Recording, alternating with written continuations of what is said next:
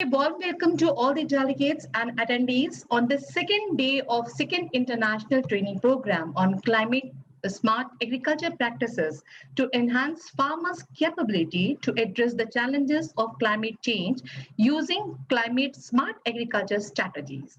It's a collaborative effort of Amity University, Uttar Pradesh with University of Western Australia, Canal Foundation, Bangladesh, and Kabul University, Afghanistan, under our Asia Pacific Network Japan funded project. Yesterday, we had fruitful discussion on what approaches we are practicing on ground level in India, Australia, and our neighboring countries, Afghanistan and Bangladesh, under this project. So, taking further to this today, we have eminent speaker representative of these countries who will enlighten us with role and challenges related to farming learning. We'll discuss the micro and macro level barriers, adaptation, decision making, technologies option which are available in India, Afghanistan, Bangladesh for combating climate variability.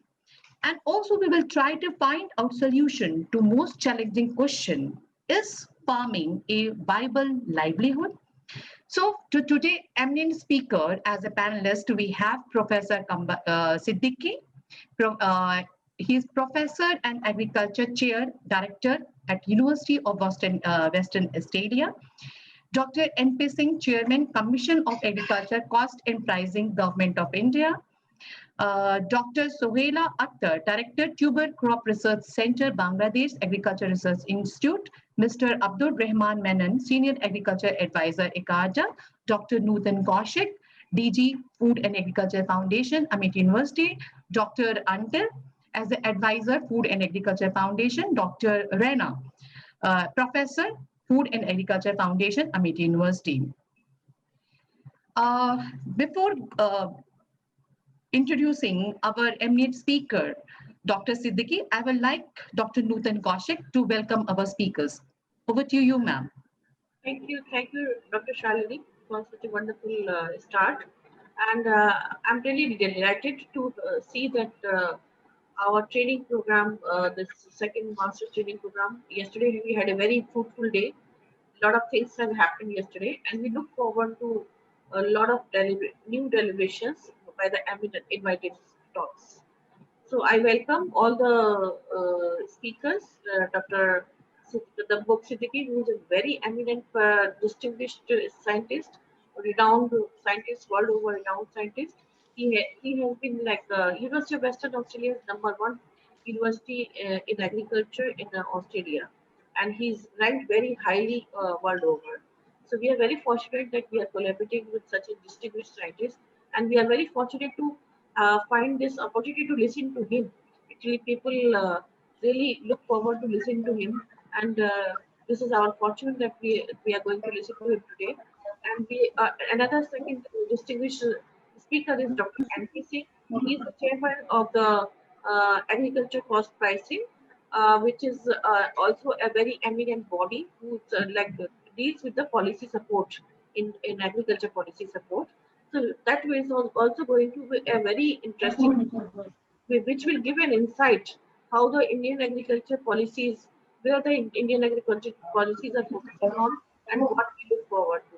And third talk it will be from Bangladesh by an eminent scientist, director from the Tuber Research Institute, Bari from Bangladesh, and we look forward to her presentation, like what is happening at the ground level by Dr. Shoila Akhtar, what is happening at the ground level in Bangladesh, and what the scientists are doing to combat with the climate change.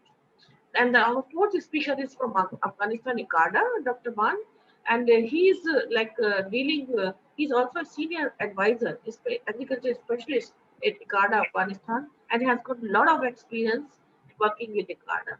And we will also listen to him, like yesterday we heard from Dr. Hakimi, but Dr. Ban will be talking about much more beyond what Dr. Hakimi has presented yesterday.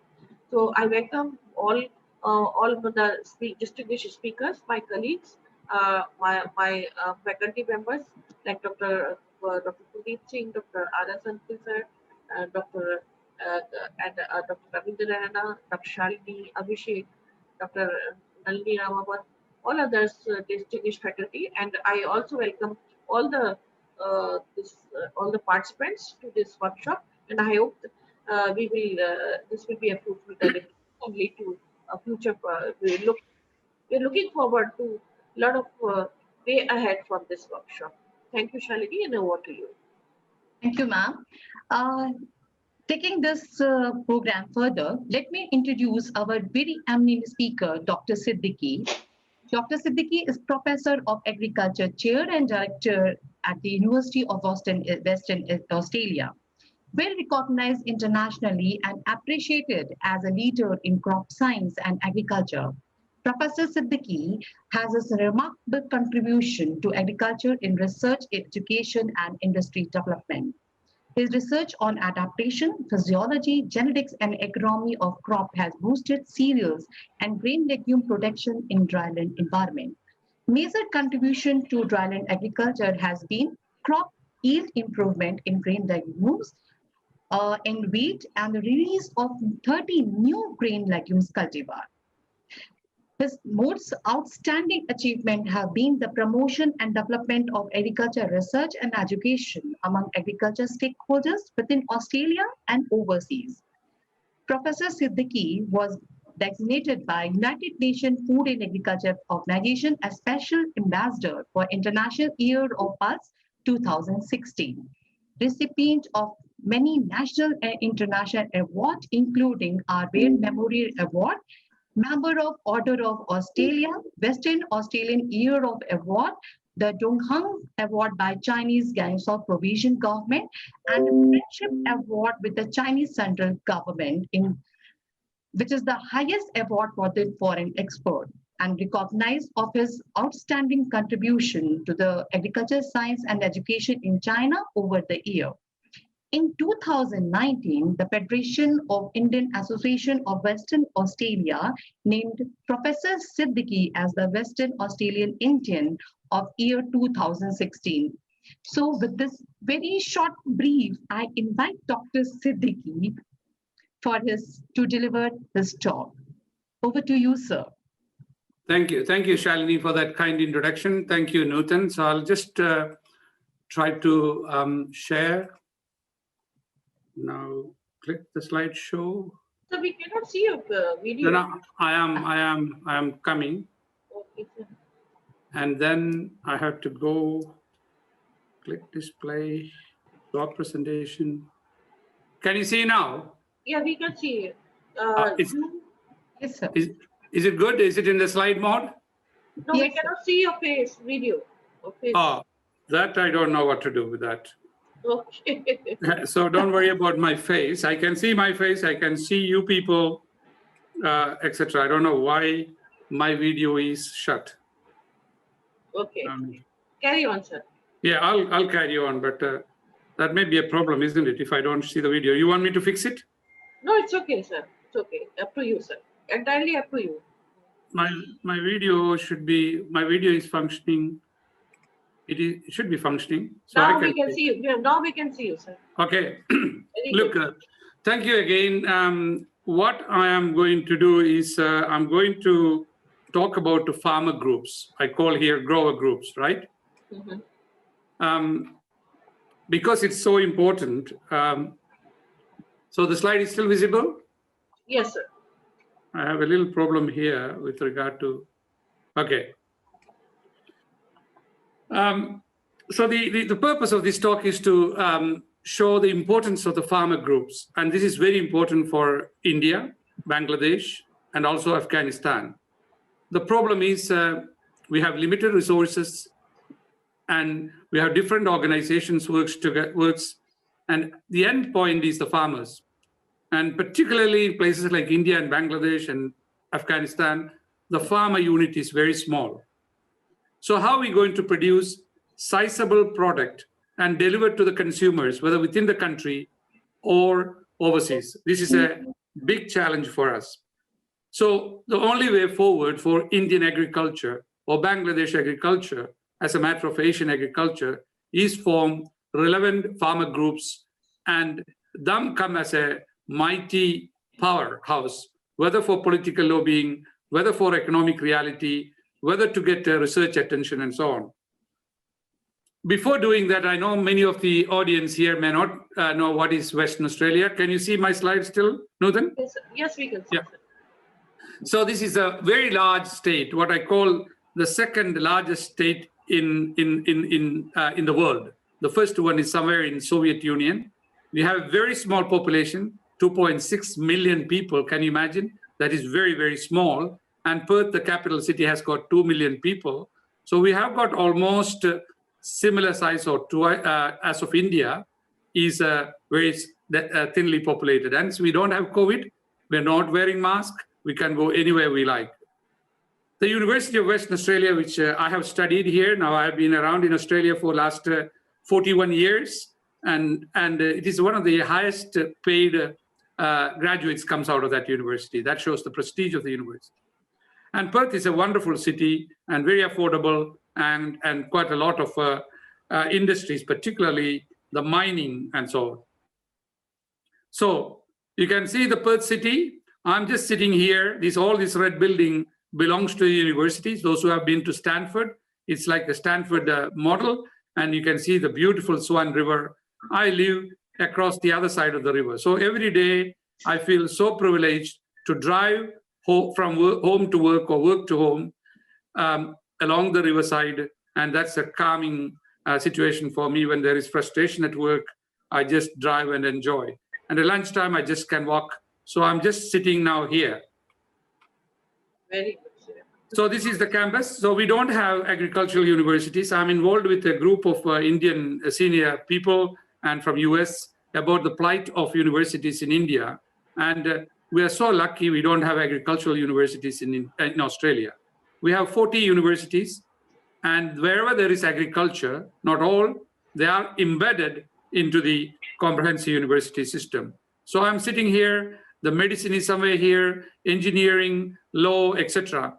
This was a very eye-opener for me. When I first came, I thought, oh, Australia being a very good agriculture country, why no agriculture universities? Now I realize that this is the best thing because we can work with anyone, social scientists, economists, engineers, you name it, and medical researchers.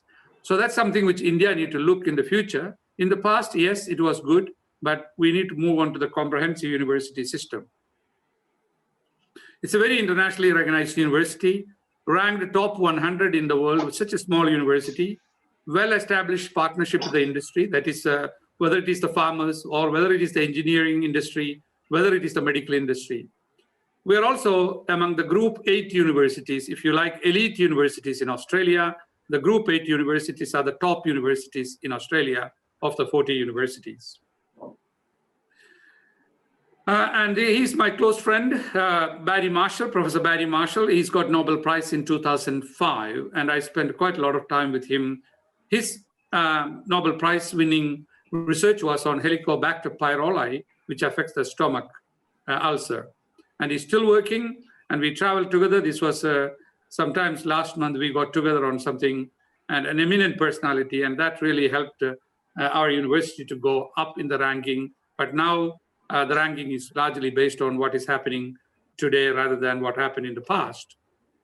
So just about a month ago, the ranking came. We are 16 in the world. We are a very small group of agriculture people, which I had the privilege to lead over the years.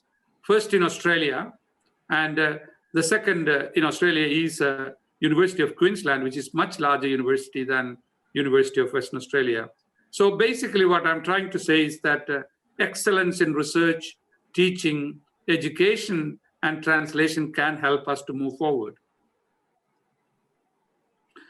And overall, as I said, the UWA is ranked at 85 in the world, which is really incredible achievement for a small or medium-sized university.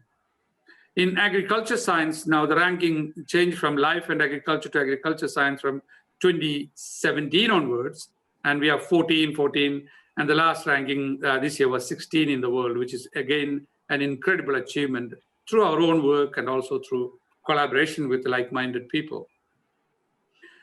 My institute has developed, when I was first appointed in this position, 2008, we developed the first strategic plan. the second strategic plan from 2015, 2019, and then I just released, I think I shared this with Nutan, 2021, 2025 strategic plan. It's available on the website. Have a look at it, how to frame a university or a large group or an institute with the basic fundamental research, but also the excellence. So I think it's worth reading, and I shared that with Nutan. Nutan, you can share with other people if they are interested. Sure, sir. So what is the strategic objectives? I won't read all those things, but there are three important objectives. One is research and innovation. So the institute, my institute's R&I activities are focused on solving the most difficult issues and mitigating the greatest risk facing agriculture and food system, number one. Number two is education and training. Being a university, innovative, I focus largely on postgraduate activities, although I teach at undergraduate and other level. Create unique and globally relevant educational experience for all diverse cohort of students, whether it's undergraduate, master's, or PhD. The third objective is partnership and engagement, like what we're doing today. Build deeper and broader partnership with industry, government, non-government organizations inform and translate our research and educational offerings. Now, who is the key people helping me here? So I have the following teams: Sustainable Cropping System, Professor Megan Ryan, Dr. Nick Taylor, Professor Jackie Bately. They come from different schools. Sustainable Animal Production System, Dr. Dominique Blanchet and Professor Shane Maloney. Then Food Quality and Human Health, Professor Trevor Maury from Faculty of Medicine and Dr. Mick Constantine from Molecular Science. Engineering, Dr. Andrew Gazomi and Dr. Dilusha. Then Water for Food Production, Matt Hepsi, Professor Sally Thompson, and Adjunct Professor Keith Smetam. Then agribusiness ecosystem is also very strong. Amin Megura and Professor Mazarol. So you can see that we don't really call departments or disciplines. It's the end use. Because if you go to a farmer will understand, oh, food quality and human health, oh, sustainable animal, rather than giving the discipline. I think in India, there is a tendency for Department of Biotechnology. All those things are not much useful. It's a tool only.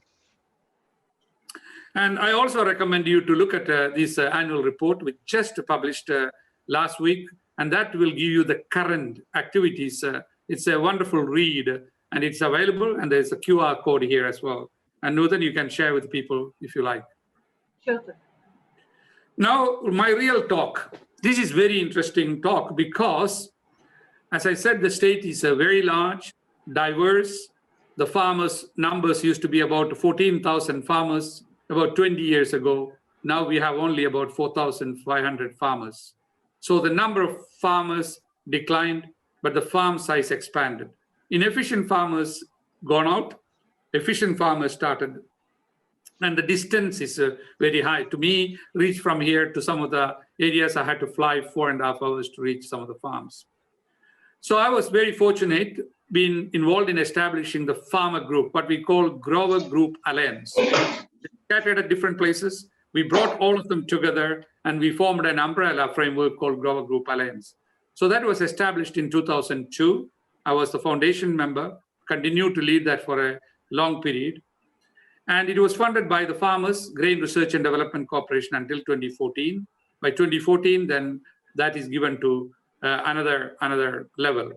So they then incorporated, the farmer body, they decided to incorporate in 2018. The government department called Department of Primary Industries Research and Development Collaboration started. Then they injected $4.4 million for this work, 2019 to 2023. Now, their vision is, now I was part of that, a producer-led system of agriculture, innovation, adoption, and collaboration. You cannot depend upon government system all the time. That is the key message I'm saying. Yes, in India, still it is government intervention, but the governments of the day will slowly get out of agriculture, certain aspect, and the farmers and the industry has to take the lead. So the aim of this Grower Group Alliance, you can again Google the details.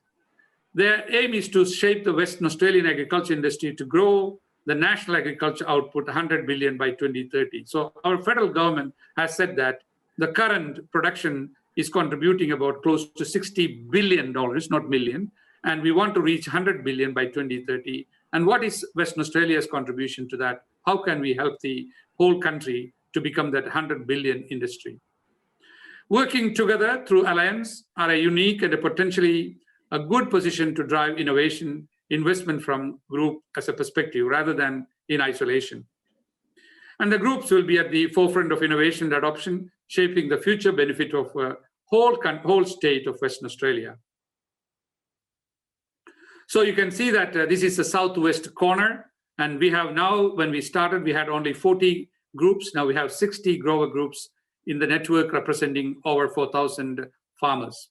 So it is state-based, non-political, the governments come and go, producer, farmer voice for the members from all sectors of the industry, focused on research, development, and extension.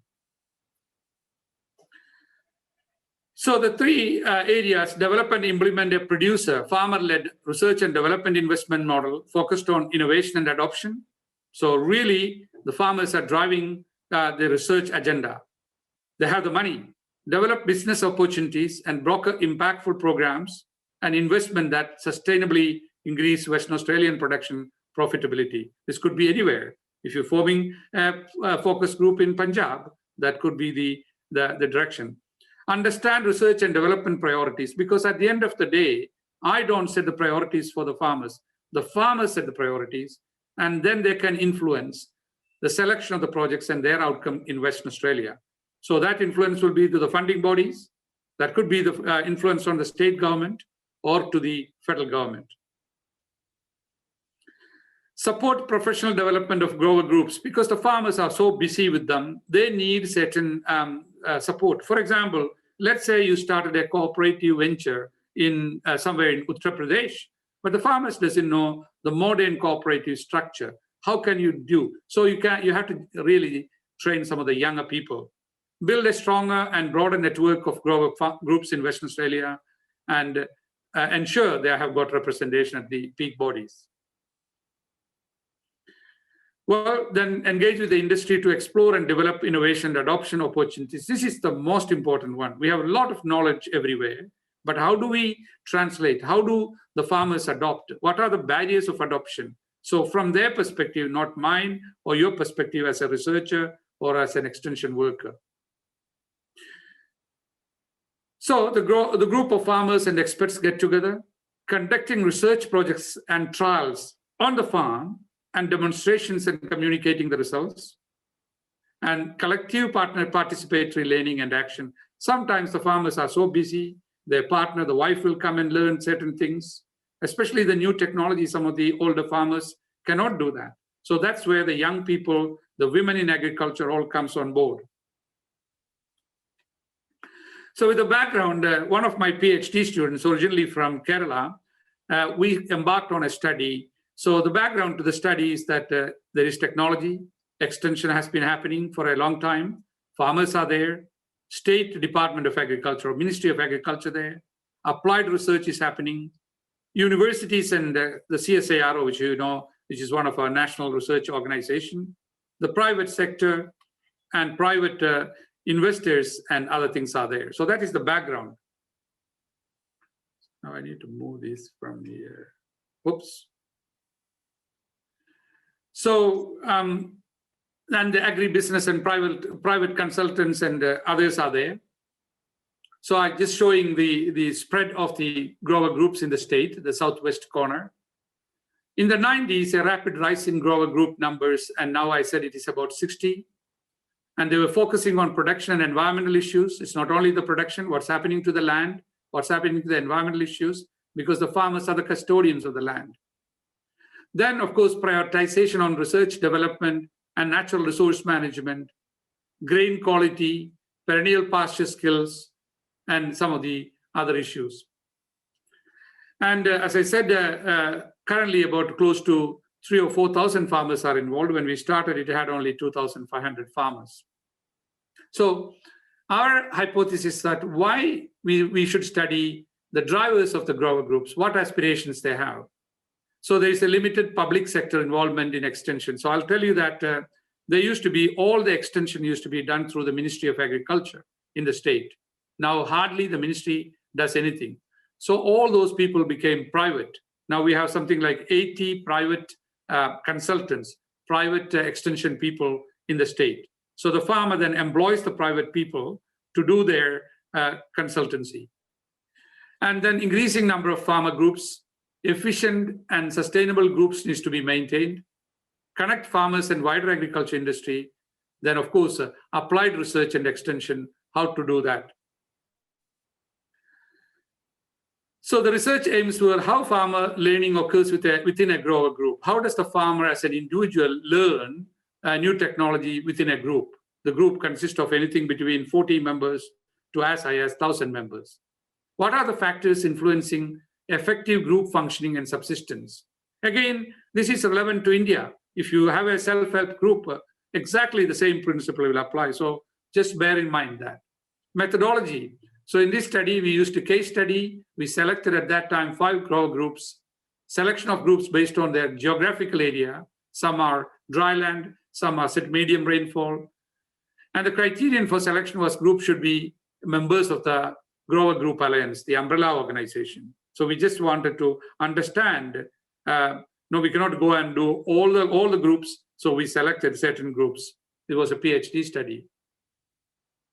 So the group classification based on coverage of the area, Grower Group Alliance, and then statewide groups, regional groups, 14 sub-regional groups, 17 local groups. So at that time, there were a number of subgroups in relation to study. For example, there is a statewide group, West Australian No-Till Farmers Association. This is a very interesting farmer group. At that time, there were 1,200 members. And this group, last 14 years, has not plowed their land, meaning they were using the conservation agriculture, which is relevant to climate change adaptation. No plowing at all. Regional group, SEPAWA, Southeast Premium Western Australia. These farmers are more interested in getting protein and quality of the wheat. Mingenew Irvin group, these farmers are interested in not only the agriculture, but also environmental management system. Libby group, these farmers are focusing on women in agriculture, leadership in women. And so there are 120 farmer members. Then we looked at local groups as a smaller group. So a combination of qualitative and quantitative method of data collection, analysis of the secondary data, participant observations, grower group events. So the student visited all these times. Questionnaire survey, I think close to 500 surveys. Then in this particular analysis, we used 232. Interview farmer members, executive officers of each group, members from industry partners, and founding members, those who started this group. Survey result, access relevant information. So a lot of people join the group. Why? Because they get the information. Cross membership of groups. Some people said, okay, I'm in a small group, but then I can get enough information from another group. And majority of the people joined between 1994 and 2004. Of course, since then the time passed. So it's at that time it was a pretty young group. Some of the issues regarding what they brought. For example, women representation was only 9% in the group. Although the farmer's wife do a lot of work in strategic planning and getting the farm operation in place. Above average farmers, that's a very good data. Of the total number, more than 50% or 50% were above average farmers in terms of size, wealth, and so on. The average area of land holding in Western Australia was 4,200 hectares, but many farmers had 10,000 and 20,000 hectares, so size varied. In the farmer interviews, farmers said, oh, they get hands-on experience, which will lead to skill development. Group events and publications. So the farmer group published their reports and farm notes. So then the farmer said, we get more exposure to information. If we didn't join the group, we would not get that. Interacting with the fellow farmers and experts. That is the networking, which we do when we go for conferences. So I go and talk to Newton, come and talk to other people, etc. That kind of thing, every event they network. So the ideas, experiences, opportunities, informal bonds, mutual respect and trust comes in. All of a sudden, these things cemented the farmer group. Prior to that, individual farmers were operating without any formal collaboration. Hands-on experience, 28%. Group events and publications at 75% said this is excellent. Interaction with expert, 69%. Interaction with peers said they value, the 72% of them said that. So interaction is an equally essential aspect of a farmer learning. So when you bring Nutan or our Bangladesh team, farmers 20 or 40, and we must give sufficient time for them in between the training program, breaks, short breaks, social events, so they do talk each other because they're coming from different locations in your case and in my case here. Extent of the interaction, statewide, regional and local, extent of non-involvement, average involvement of individual members, member perception, these were some of the questions we asked. So the statewide no involvement said 30%. Regional Libby group said 4% and local 0%. So those days, the involvement of the group at the state level was less, but now that figure has changed. Maximum involvement. So we have divided into three things because the farmers are very busy. They can't spend whole time around the group. So 1 to 2 days per year, 56% said. 1 to 4 days per year, they said 50 to 75%. And 10 to 15 days, which is largely the member, the steering committee and so on, then 55. The good news is that at that point of time, people valued it, and generally speaking, significant number got involved in the group activities. What are the perception about the group involvement? Statewide groups, sometimes information not relevant, that was the answer. Difficult to attend because the geographical distance from one part of the state to go to the other state, it is harder, other part of the state. Regional groups said except for a few committee members, more are satisfied. So generally, they're satisfied. Local groups, dissatisfaction, committee members, because local group is very small and everyone becomes the committee member, too much of work, the workload. When you create a group, that group workload becomes too much when the group is small. There's not room for someone to come following year. These are some of the difficulties when you establish a group. I hope you understood that. Challenges. As I said, when we started, it was only 4 groups, then became 40 groups, now 60 groups. So future funding was an issue, and now thankfully the federal state government came and put $4.4 million to strengthen. Difficult to measure the effectiveness of the group activities, but because of the studies like this, we have been able to draw a baseline. And this is what Amin and myself have been saying, Newton, right from the beginning. If you do something, we must have a baseline. If you don't have a baseline, then in 5 years' time, 10 years' time, we don't know what did we achieve. Then issues related to representatives of the group. But the group wanted to do things where it is relevant to them. The other group want to do relevant to them. So we have to be very careful. What is the primary aim of that group? And the research when the farmers does, if it is not done properly, then the rigor and reliability, for example, farmers may compare things. What is the statistics of that? This is an issue which we have to be very careful, because the government of the day will say, oh, we'll give the money to the farmers, let the farmers do the research. But the problem is that a lot of those research cannot be reproduced. There is no rigor, there is no statistical analysis, etc. That's when they need people with that knowledge. Burnout of group leaders, because, for example, if you are a leader, then you become the leader for a longer time, and there is no one coming to take. These are all voluntary things. So the group leaders get burned out. So that's another thing which we need to look before starting a group. We have Rajendra Karla, who used to be the professor of agriculture extension at Punjab Agriculture University. At that time, I arranged her a fellowship to come here and spend 6 months' time in my lab. But the condition was that I told her, you must bring your data from Punjab and also Delhi. And she brought some data on self-help groups and then we analyzed that data. We produced a wonderful paper on self-help groups in Indian agriculture, a case study for farmer groups in Punjab and northern India. One was a potato grower group, another one was and these are the things, Shalini, you could do it in your domain because you're starting a new thing about it. But this paper is available, but if you want, sure, I can send it again. Some of the work we have done already, grower groups and the transformation of agriculture and extension in Australia, that's written by my PhD student. She's finished and gone, Beena Anil, originally from Kerala. Then another one I just did with local farmers' involvement in rice on the Tabanan Regency of Bali. This was one of our former PhD students. She's now an associate professor in University of Udayana in Bali. And that's a wonderful work on local groups. Another one which we did with Jayashree. Jayashree is a professor in Kerala Agriculture University. We did on the traditional rice cultivation in Kerala. Again, community-based self-help groups in agriculture. There's numerous publications. So the formation of the Grower Group Alliance in 2002 in Western Australia. So I think that's something which should not be there. Now I'm just going to show you some slides how these farmer groups walks around. Look at this, the trial site. This is the site where their trial, then people gathering around on the farm.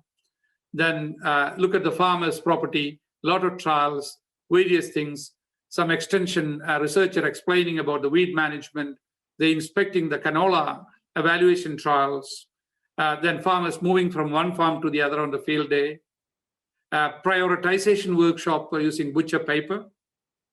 Then evening, we all get together and having a beer and talk about it. Then questions being asked in a canola trial.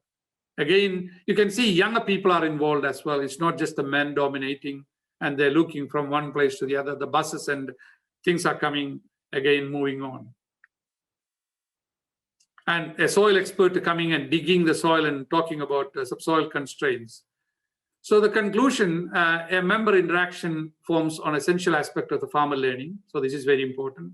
A close-knit group structure, preferably regional groups, support efficient farmer learning and long-term group sustainability. A coordinating agency like the state agency, Grower Group Alliance, is essential for improving the effectiveness. So for example, you take a state of Uttar Pradesh, you could form different clusters and then lobby the government to form a statewide alliance, but that should be all led by the farmers. We can only facilitate. If you want to transform and achieve your Prime Minister's ambitious target of doubling the income or whatever date, we have to look at that way. We have to learn what extension has taken place in the country. What is the next generation of innovation going to happen? What are the important issues? This is important. The final slide. So they've just produced their strategic plan 2020-2025, a producer-led system of agriculture innovation adoption collaboration, build, extend innovation, research, development, extension in Western Australia. I won't go into, there are 3 components. That is producer-led R&D, develop business opportunities, understand R&D priorities, develop the capacity of the grower group network because the farmers are getting older. We need to get the younger people coming in and their professional development. Grower group is important. Network of grower groups rather than just isolation.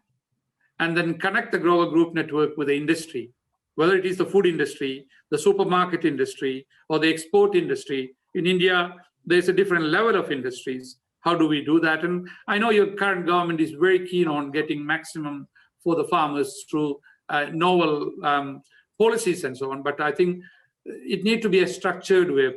Farmers doesn't understand sometimes of the government decision because it's not properly communicated. That is the problem, what I see in India.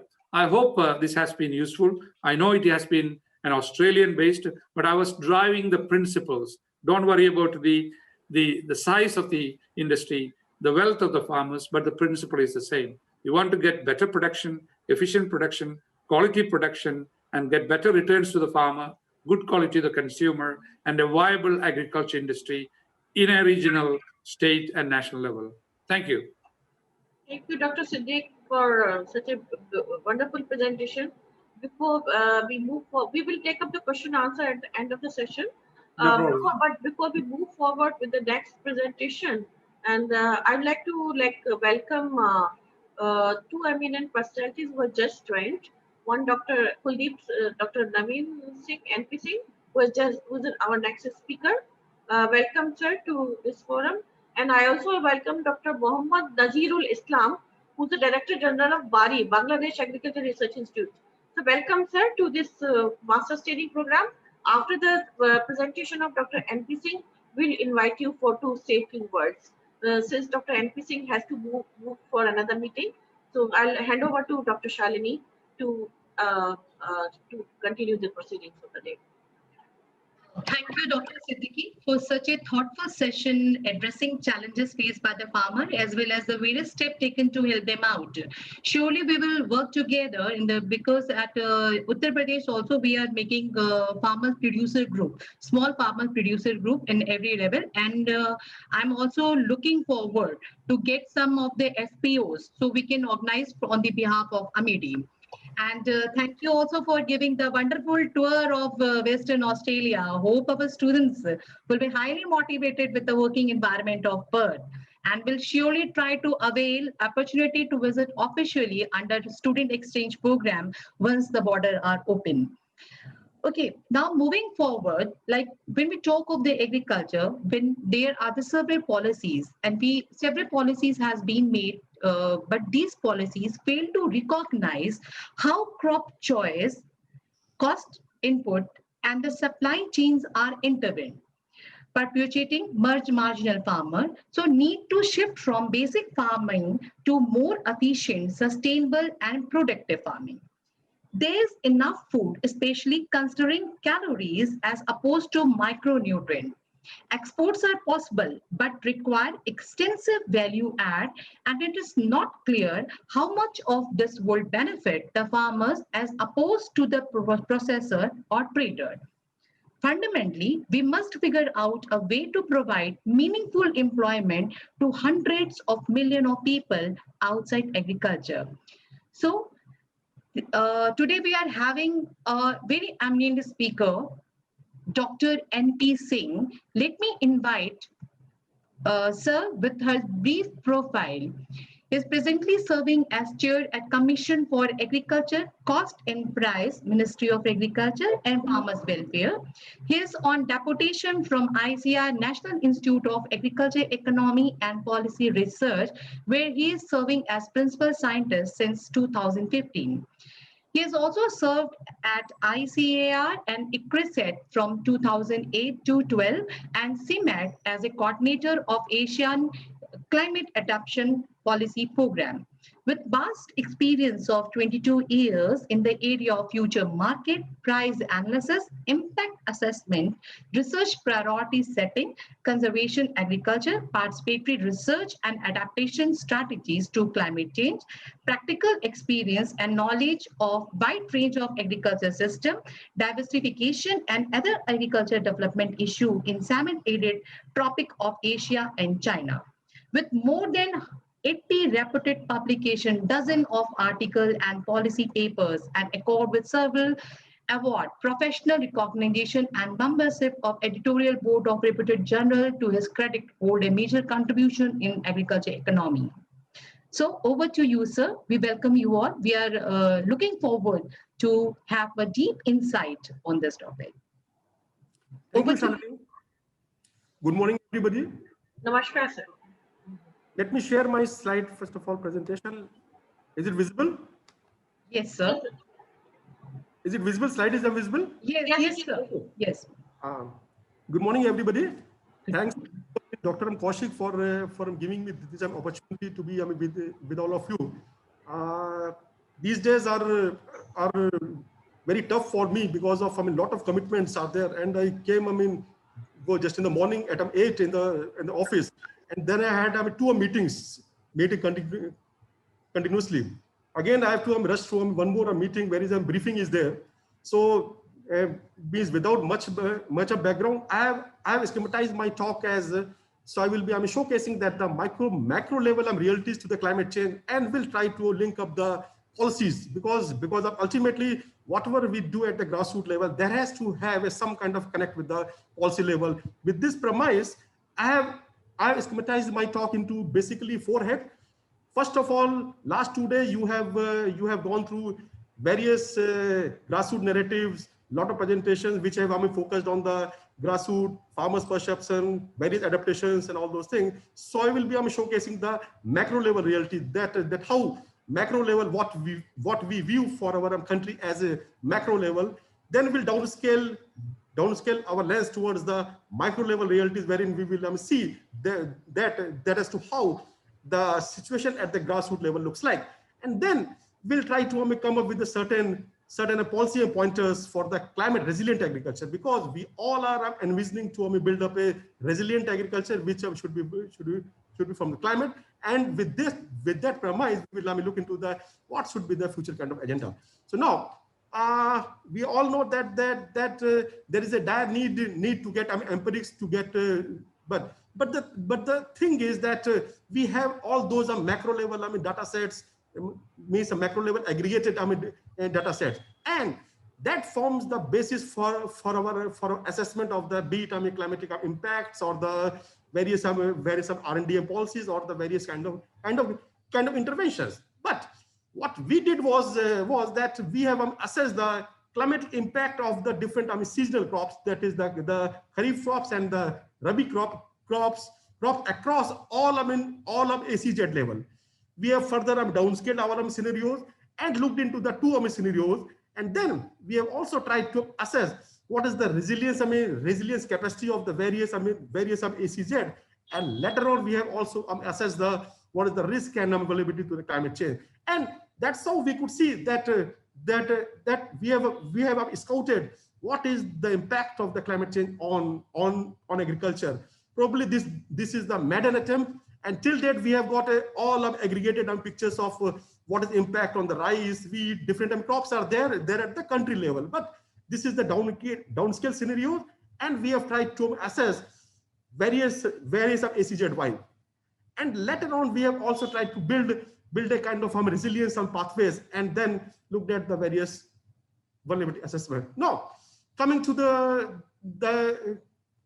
case of scouting various impacts of the climate change, we have estimated and predicted the climatic impacts on the crop yield using the future temperature projections under the 2 climate scenarios, that is RCP 4.5 and 8.5 for the 3 different time period.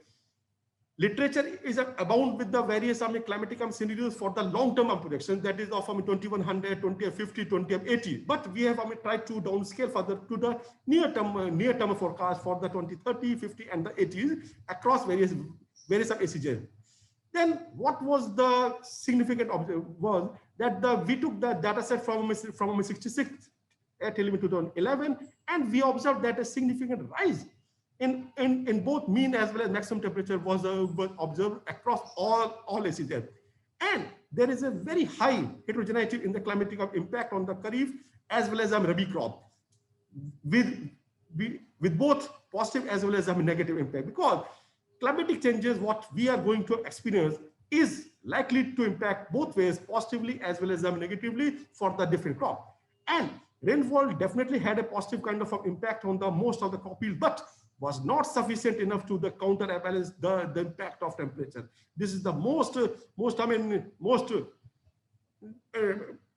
interesting part. And the changes in the crop yield were much more pronounced when we look at the higher emission scenarios of RCPs 8.5, which in the reality is more than what we have presumed in the RCPs 8.5. Now, look at the different zones. So I will not go into detail, but what we did was we just looked into what is the basic characteristics of the various zones, and then tried to see which are the different states, and look at the broad climatic conditions and the physiographic conditions also.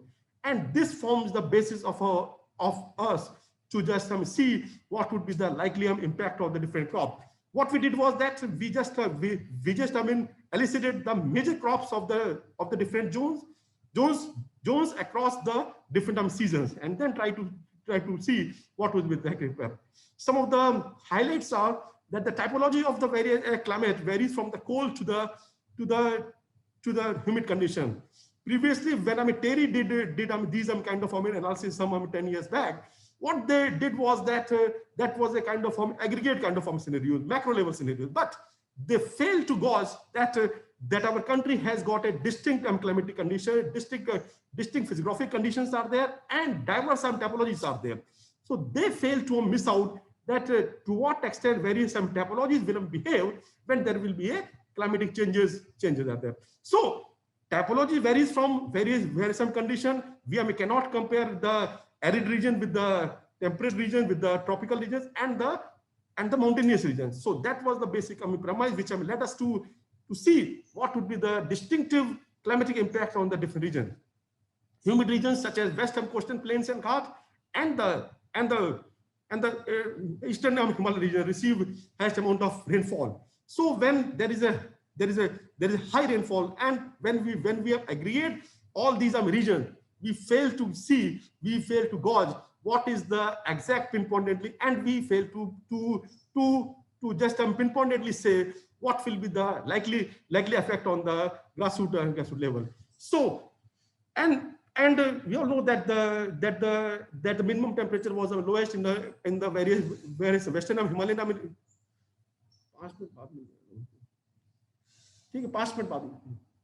And so in terms of geographical coverage, we all know that the southern plateau and hills had the largest area, while the lower Gangetic plains have the lowest area.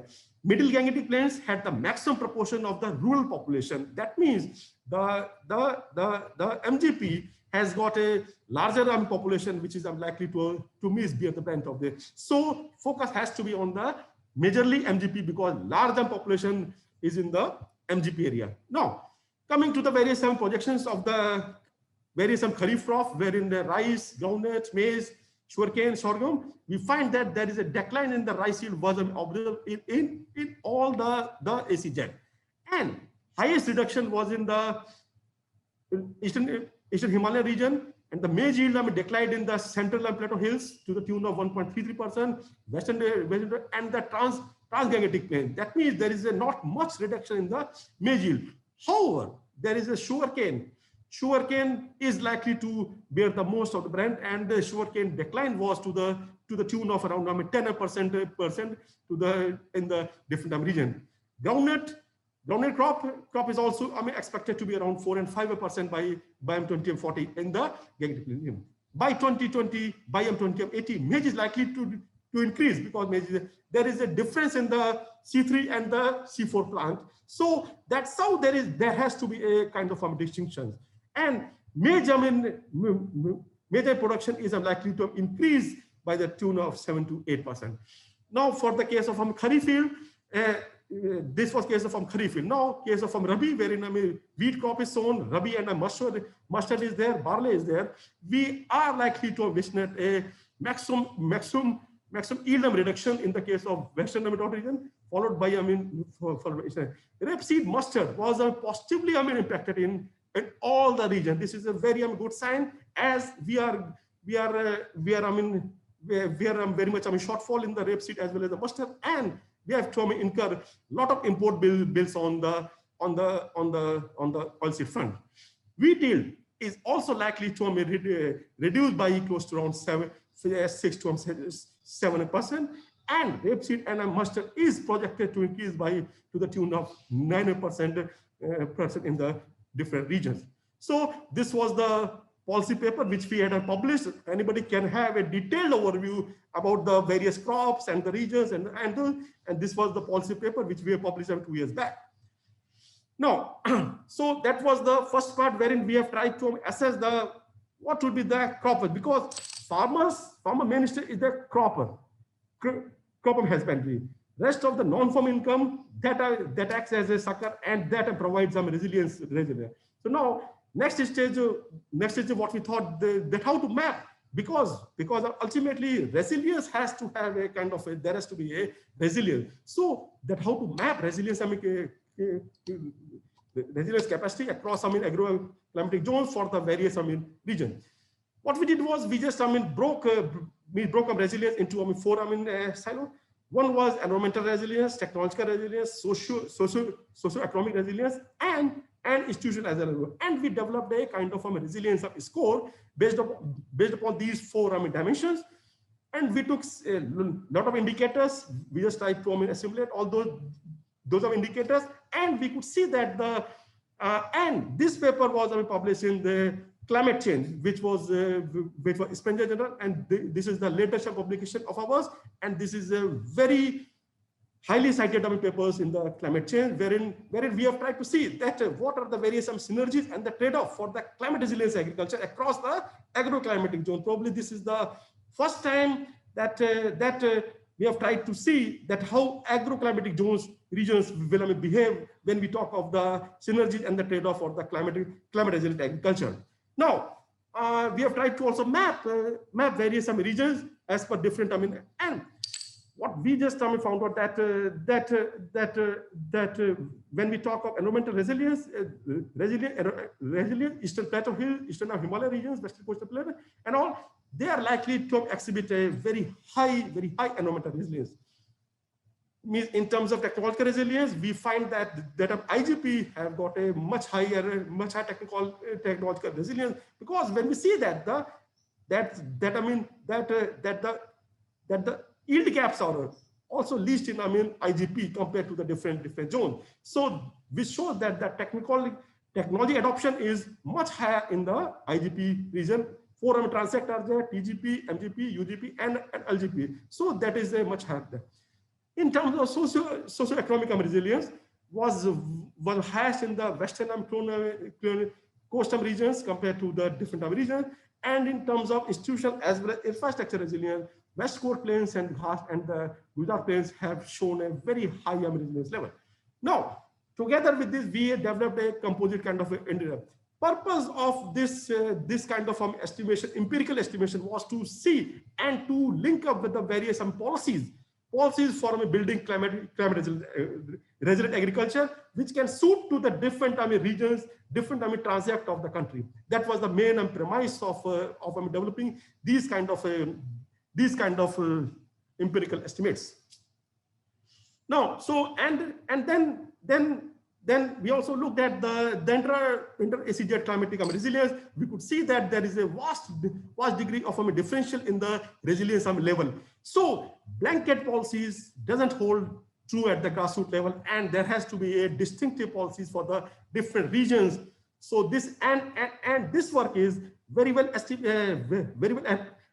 appreciated at the planning level also, Niti Aayog level also, and most of the states and the policy circle is now debating that how to map this kind of thing at the various state level to the downscaling till the district level. So we could see that there is a vast degree of diversity, and we have seen that the most of the district of the TGP and the Western zone shows a very high resilience to manage the climate change. So in this we have tried to map entire country into a various district, and we could see that the various districts, close to around 247 districts are having a work. So now focus, and when we try to map the various aspirational district of Niti Aayog, we could see that there is a large degree of congruence, but that those aspirational districts are for the developmental purpose, and we have tried to link up this thing with the various infrastructure, climatic resilience, and so on that contours. Now, overall, we could see that there is a vast degree. There is a overall study observed that there is a relatively southern states are majorly forming parts of the Western climatic zone, which had a greater strength to respond to the climatic risk. On the other hand, Middle Gangetic Plain and the Plain zone recorded the least resilience to manage climatic and special policy attention must be given to the Northeast region, Western Dry region, and the eastern part of the country. Now, so later on, we just try to see which are the districts which are falling under the war, and what is the extent of climatic resilience of all the districts of the country, so that now third was to gauge what is the risk and the vulnerability to the climate change, and I will just showcase a kind of illustration. What is risk? Basically, risk has a 3 component. One is a hazard, one is exposure, and the kind of vulnerability. Now, vulnerability has a 2 distinctive kind of thing. One is the adaptive capacity as well as sensitivity. My predecessor has Dr. Siddiq has well highlighted the kind of adaptive capacity of the different regions at the and he has well documented that how the adaptive capacity of the farmers and the villages and the various community do have a significant impact on the climate resilience. Now, basic premise was that identifying risk and vulnerability is a prelude for the priority setting in the R&D, and risk and vulnerability is a dynamic and has to be ascertained holistically and periodically. So now this was the kind of district level distribution, and wherein we have tried to see that and this is a case of Rajasthan, wherein we have seen that how, and then try to link up the vulnerability with the food security. Normally, most of the studies have just only truncated their part, and they have just only assessed what is the vulnerability level. We went ahead and further, and we have tried to see vulnerability and its linkages with the food security, wherein we have tried to see what would be the food availability, food accessibility, stability, and together with the food security. And that's how we could map various districts, and I will call them later. So that's how we could map different districts.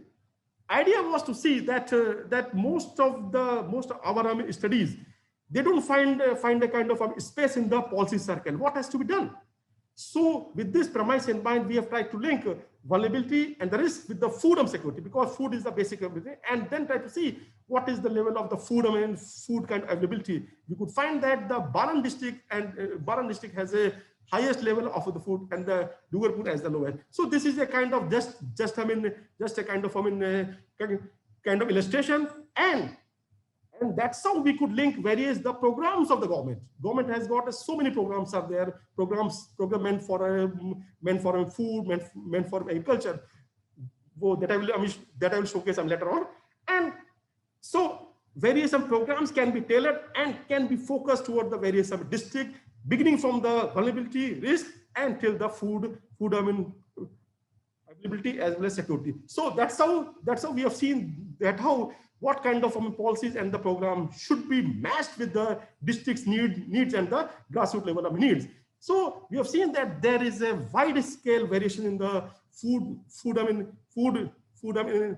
means inequality across the district due to variation, increased public spending on agriculture, that is a must kind of a thing, water conservation, rainwater harvesting, and there is a need for the more and more dependence on the non-farm sector as well. That was the now. This was the macro level kind of thing. That's how I have showcased that how macro level a picture. One was impact, resilience, risk, and try to link up with the kind of a food and security. Now macro level reality, since yesterday, many of the speakers have talked of the macro level context at the different transacts of the world. So I will not detail much on this, but I will showcase and give you a flavor of that. What we did was we just analyzed the farm level availability. We have seen until the part farm level availability, and we have tried to see what is the need-based adaptation matrices at the grassroots level, and then purpose was to see and to link up that how to mainstream climatic things with the pragmatic programming of the government agenda.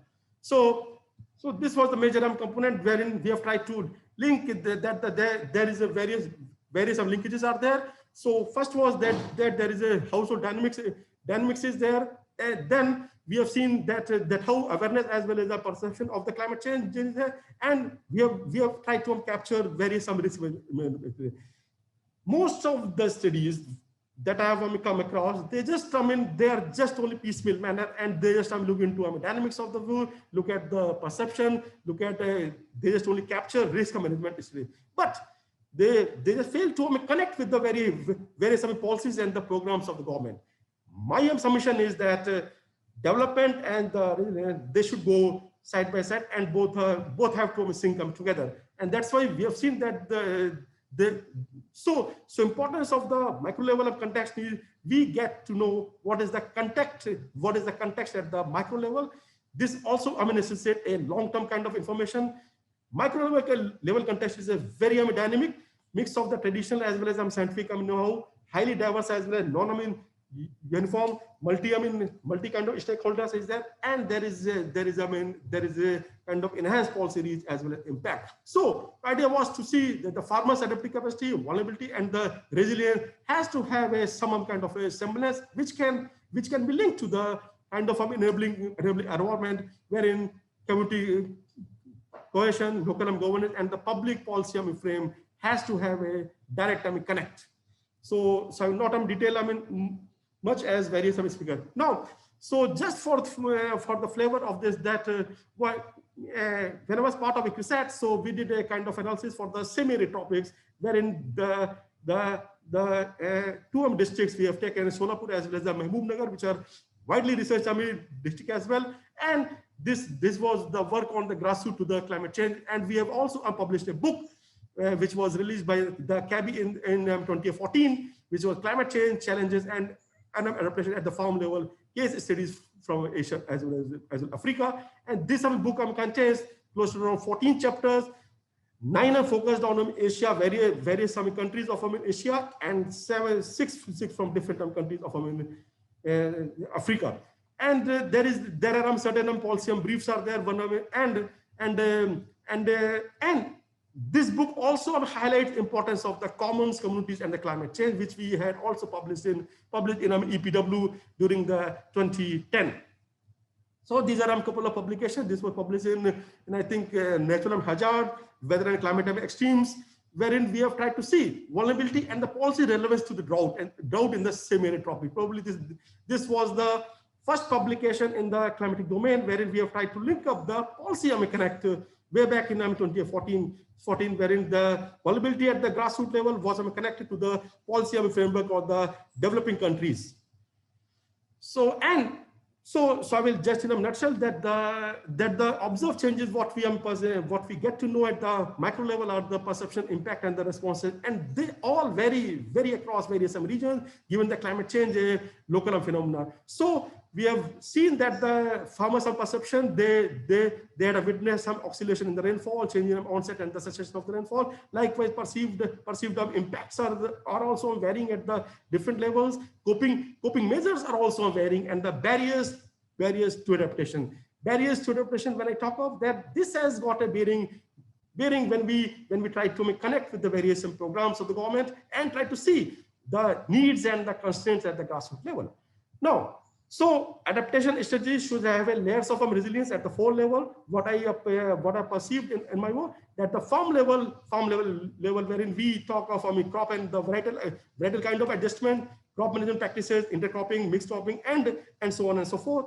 Then there has to have a kind of a social action also, wherein group action, self-help group, local government, because until unless there is a direct semblance between these 4 layers, there cannot be a layers of resilience. So there has to have a layers of resilience at the 4 level, farm level, social level, technological, as well as policy connect, wherein and that's how we could develop the layers of resiliency at the grassroots level. Now, coming to the barriers to various kind of adaptation, we have seen that there are certain technological barriers are there. Likewise, there are certain kind of information related barriers are there, and there are certain kind of economic barriers as well as certain kind of institution barriers are there. So purpose of showcasing all these barriers are to see that to what extent our adaptation framework, our strategies and the policies can have a maximum benefit or the advantage at the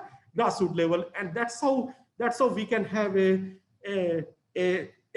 kind of a matrix which we can mainstream. Now, so ultimately, whatsoever we do, purpose is to see that that this has to have some kind of a mainstreaming climate change adaptation in the developmental policy landscape, wherein we all talk of the national and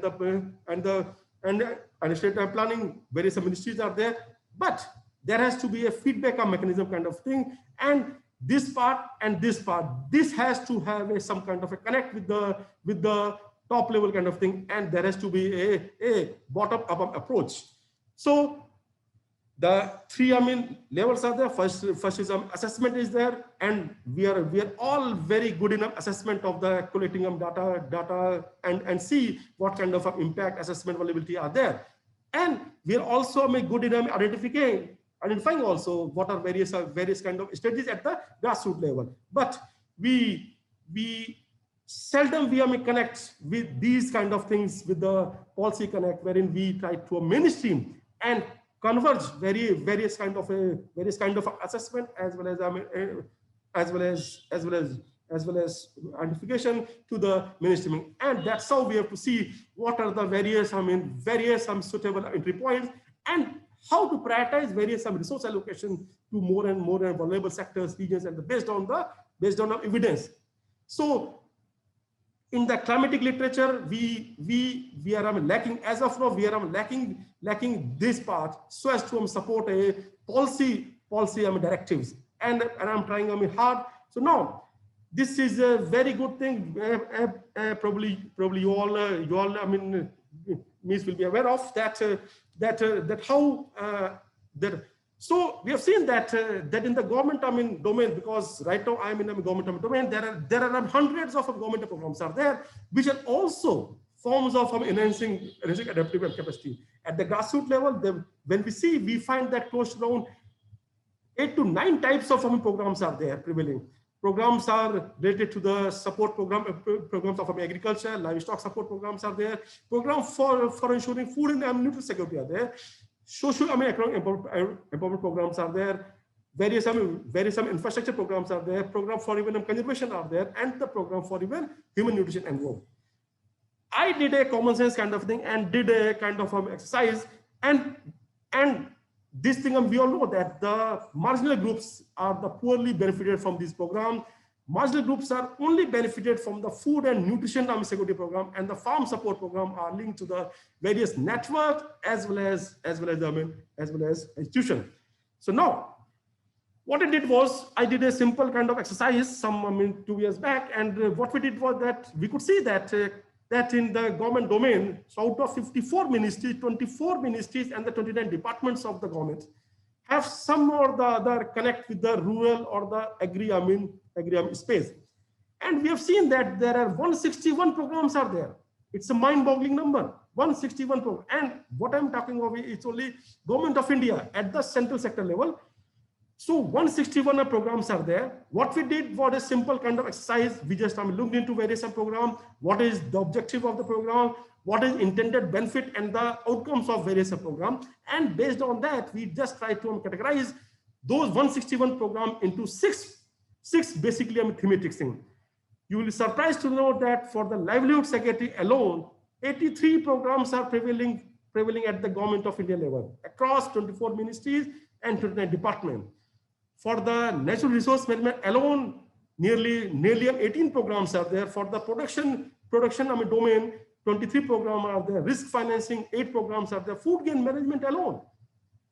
Most of us know that the food chain management is a domain of the food and consumer affairs ministry, and there has to be 1 or 2, but there are close to around 19 programs are there, and for research extension 12 programs are there. Then we further downscale our kind of deepen our analysis, and we further categorize various the thematic groups into the sub program or sub kind of activity.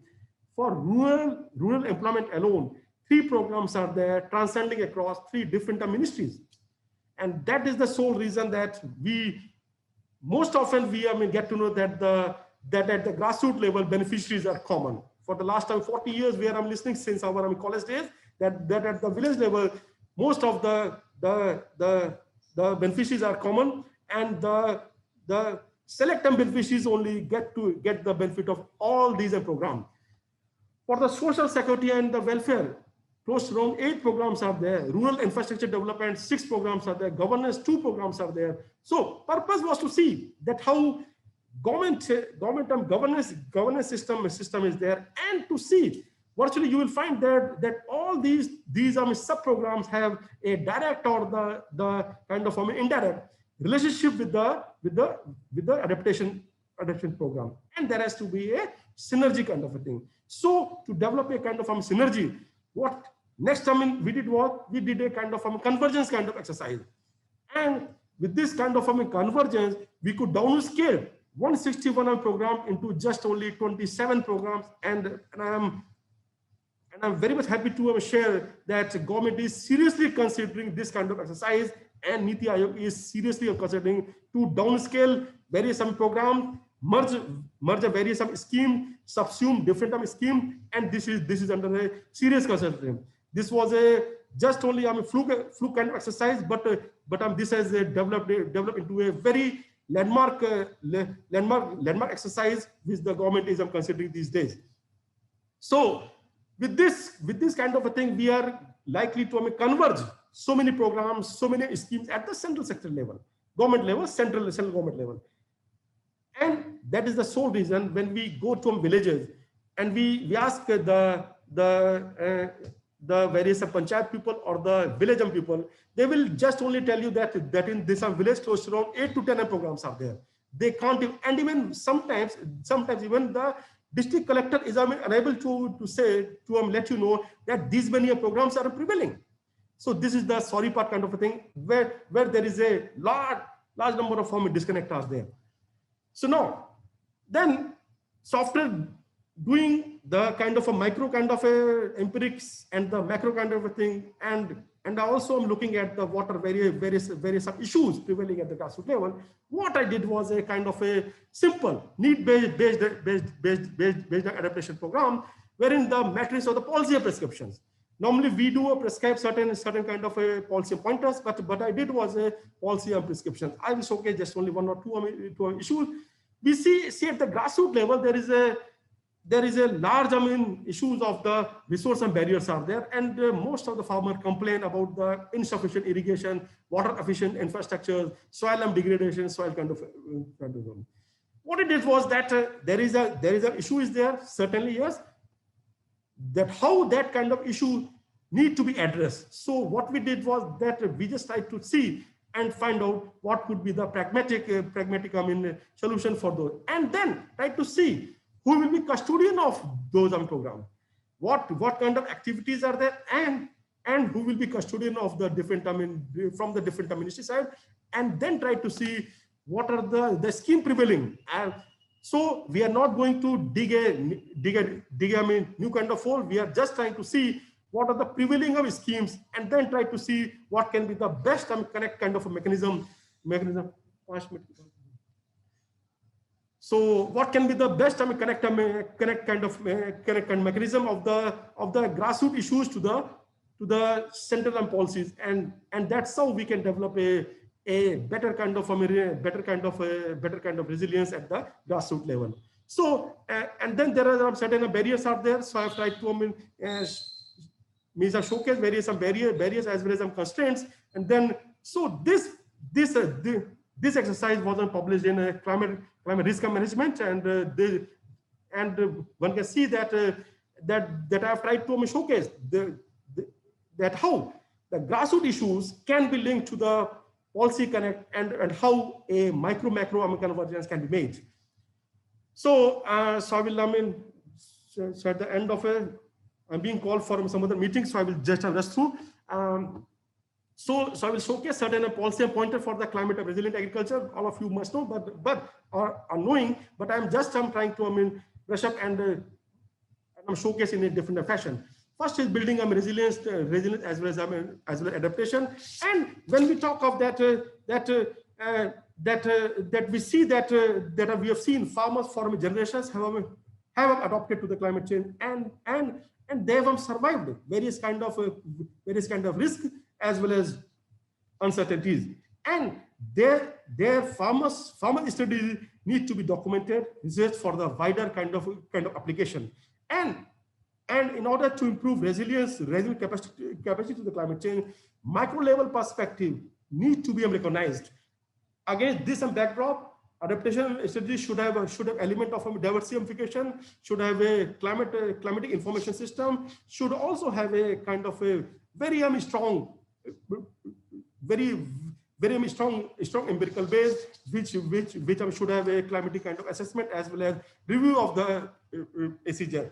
Now, this review kind of thing, somebody may ask why I am we in a country, we in India are operating on ACZ, which were conceived 40 years back with the data sets of close to around 45 years back. And lot of things have changed. Physiographic conditions have changed, cropping patterns have changed, and various narratives have changed. So there is a need for developing even a newer kind of thing, relook at the various ACZ, and I'm happy to note that this has been put up in a DO letter, and soon this will be a kind of exercise.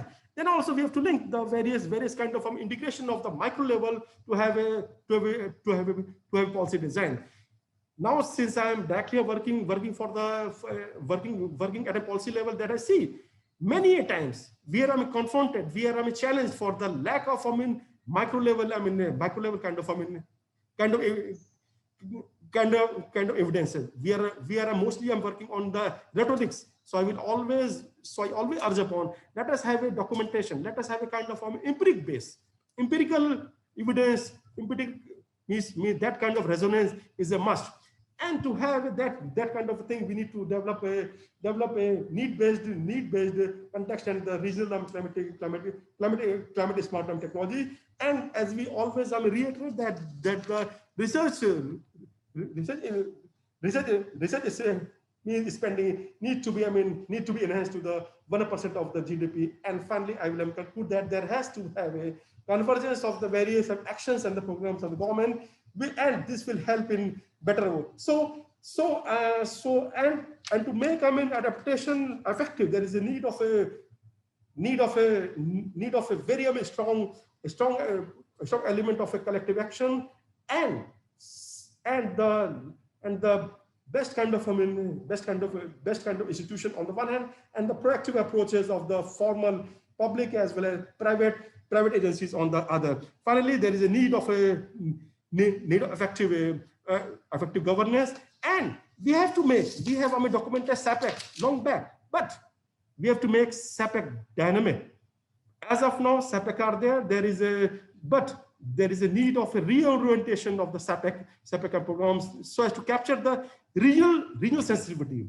Most of the SAPECs have been developed when we lacked a regional kind of narrative. So now time has come that we have to reorient our SAPEC program and tailor it to suit to the grassroots and the regional connect.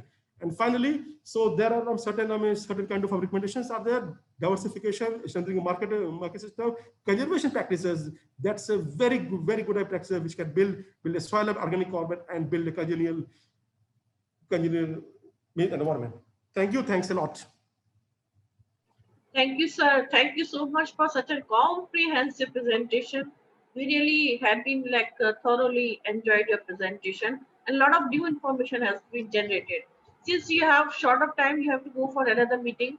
Maybe we can quickly take up few questions, and then probably when Dr. Siddiq, if you have any questions related to this one, maybe you can ask, or then Dr. Siddiq. Can you hear me? Yeah, please. I can't see because of the slide here, but anyway, I think it's very good, comprehensive, excellent work, Naveen, and I was aware of some of your work. The main comment I have is, or question I have is, a lot of things are directed towards once it is happened. So you go and provide the support, whether it is the subsidy support, whether it is the resilience support, it's already affected. What we are struggling, it's not just a criticism for India, it is the same here in Australia. The farmers need the information well before the event starts. So in other words, there's going to be a drought coming, or there's going to be a heat stress coming. The farmer already put the crop in, or the farmer is going to put the crop in. It's going to be a dry year, and they don't know that, because the problem with the climate models are the climate predictions are good for 1 week. So I look at the everyday weather. Today I haven't put a jumper, so I know that it's going to be reasonably warm today. So that kind of information is not very useful for the farmer. The monsoon pattern in India, for example, what I hear is that the monsoon was started, then there was a break. Now there's a lot of rain in Delhi and so on.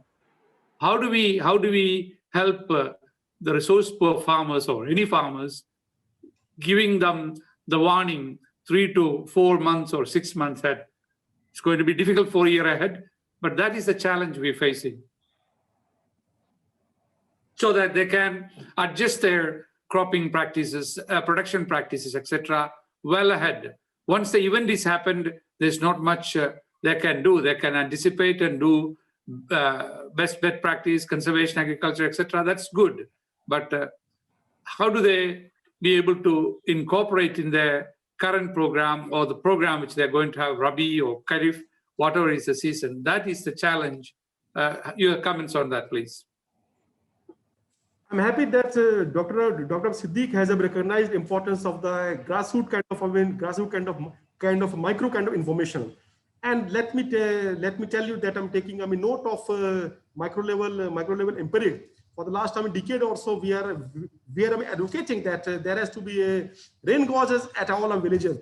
And last 2-3 years, we are government is developing a vast kind of infrastructure for the per village rain gauge. That means rain gauge is available, will be available by 22 next year, and there will be a rain gauge in the all villages, which we were confronting for the last As of now, we were all basing our kind of forecast from the district level observatories. But I'm sure that means that 2 years down the line, probably we will have a micro level kind of micro level information, very some KVKs will be tailored to have that kind of equipment, which they can even foresee and even advise farmers about the different village wise farmers, what can be the cropping pattern, what are likely to be done. So probably 2 years my sense, because very soon we will have a vast kind of infrastructure, and government has given close to around 300 crores exclusively for this kind of thing. That is one thing. Second thing is, when we talk of developing a kind of a forewarning kind of thing, that's one thing. Second thing is developing a resilience capacity. So I'm also trying to advocate that building resilience capacity. That means there has to have a adaptation and development should not go side by side. They should go in sync up together. That means various developmental programs of the government, they should have a kind of element of adaptation at the grassroots level. And that's what I try to advocate. Be it a drought kind of thing, drought comes some later. Before that, we should have I will cite to one example. Whenever drought happens, there is a tendency that after a drought, there are support measures are there. There are relief programs are there. But in a village setting, there is a social fabric does not permit all the farmers to have a benefit of the relief measure, and only marginal group they get a benefit. So because of a social fabric and the caste dynamics, many people are deprived of those relief measures, and few people pocket certain relief measures. What I am trying to see that once developmental programs have a connect with the various adaptation program, probably those kind of problems may not surface in the days to come. That's my sense. Thank you. Thank you, Dr. Naveen. I have one small question. Like to get this information about the 181 programs. How many 161. reps? 181 161 program. 161 programs. How Uh-huh. many websites one need to go through? Madam, all the ministries, all ministries, department. This was a gigantic exercise. Yes. This was a gigantic exercise, but this Yeah. was my sheer, request. This was Okay. my sheer request because I was puzzled when I am used to visit various grassroots villages and even different countries also because I have traveled in the Southeast Asia, China, and I've seen that the village level functionaries or the block level functionaries, they are They not don't know. aware They of don't know. these They're not, programs. they're not aware. Yeah. So that led me to just this kind of exercise. So I was shocked when I looked at and I prepared this kind of this kind of metrics. So 161 programs were there, and I'm very happy to tell you that various programs have been merged also. Government has acted on it, because this presentation I made in Amnitya 2 years back, and government has acted on it, and various programs have been subsumed, merged, or truncated. So now very soon there will be a complete overhauling kind of a thing is likely to take place. So this is my humble contribution for the policy of landscape. Thank you so much, sir, for coming here and giving such a comprehensive presentation. Very nice. I'm sorry I am being called. If there are any questions, we will get back to you. We will send it No, to you please, through please email. let me know. Yes, sir. Thank you so much, sir. Thank you. Thanks a lot. Thanks a lot, everybody. Thanks a lot. Thank you. Now, thank you so much.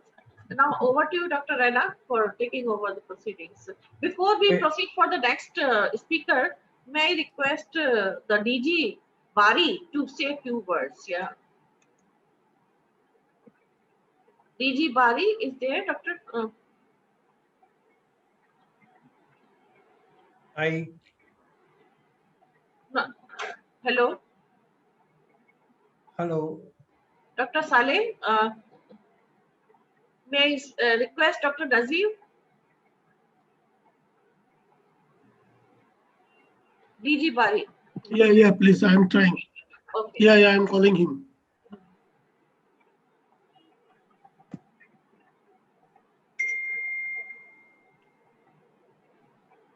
I see his video is on this one. Can you hear me now? Can you hear me? Yeah, we can hear you. Yes. Okay, thank you very much. Well, welcome Good to everybody. Good Welcome to afternoon. this. Good morning. So, my name is Dr. Nazirul Islam.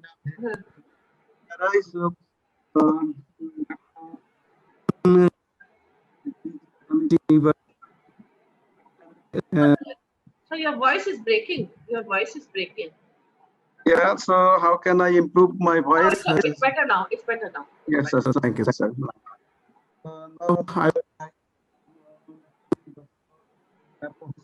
It's again breaking. I think it's the problem of the. Is it now okay? Is it now okay?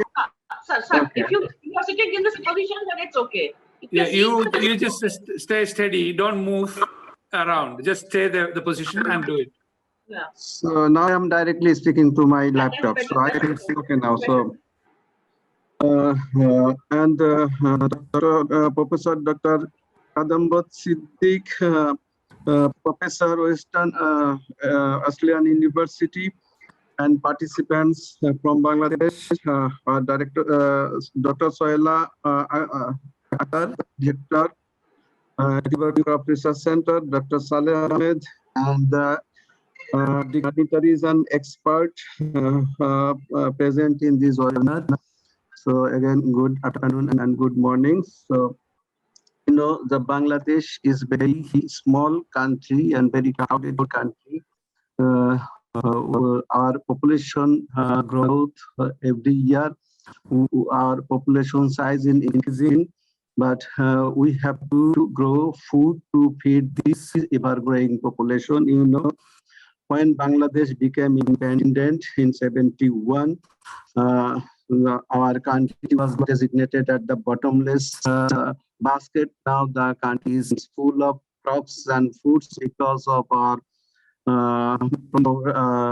plans and programs and investment in agriculture. So the dynamic leadership of our Prime Minister, our dignitaries, Sheikh Hasina was it.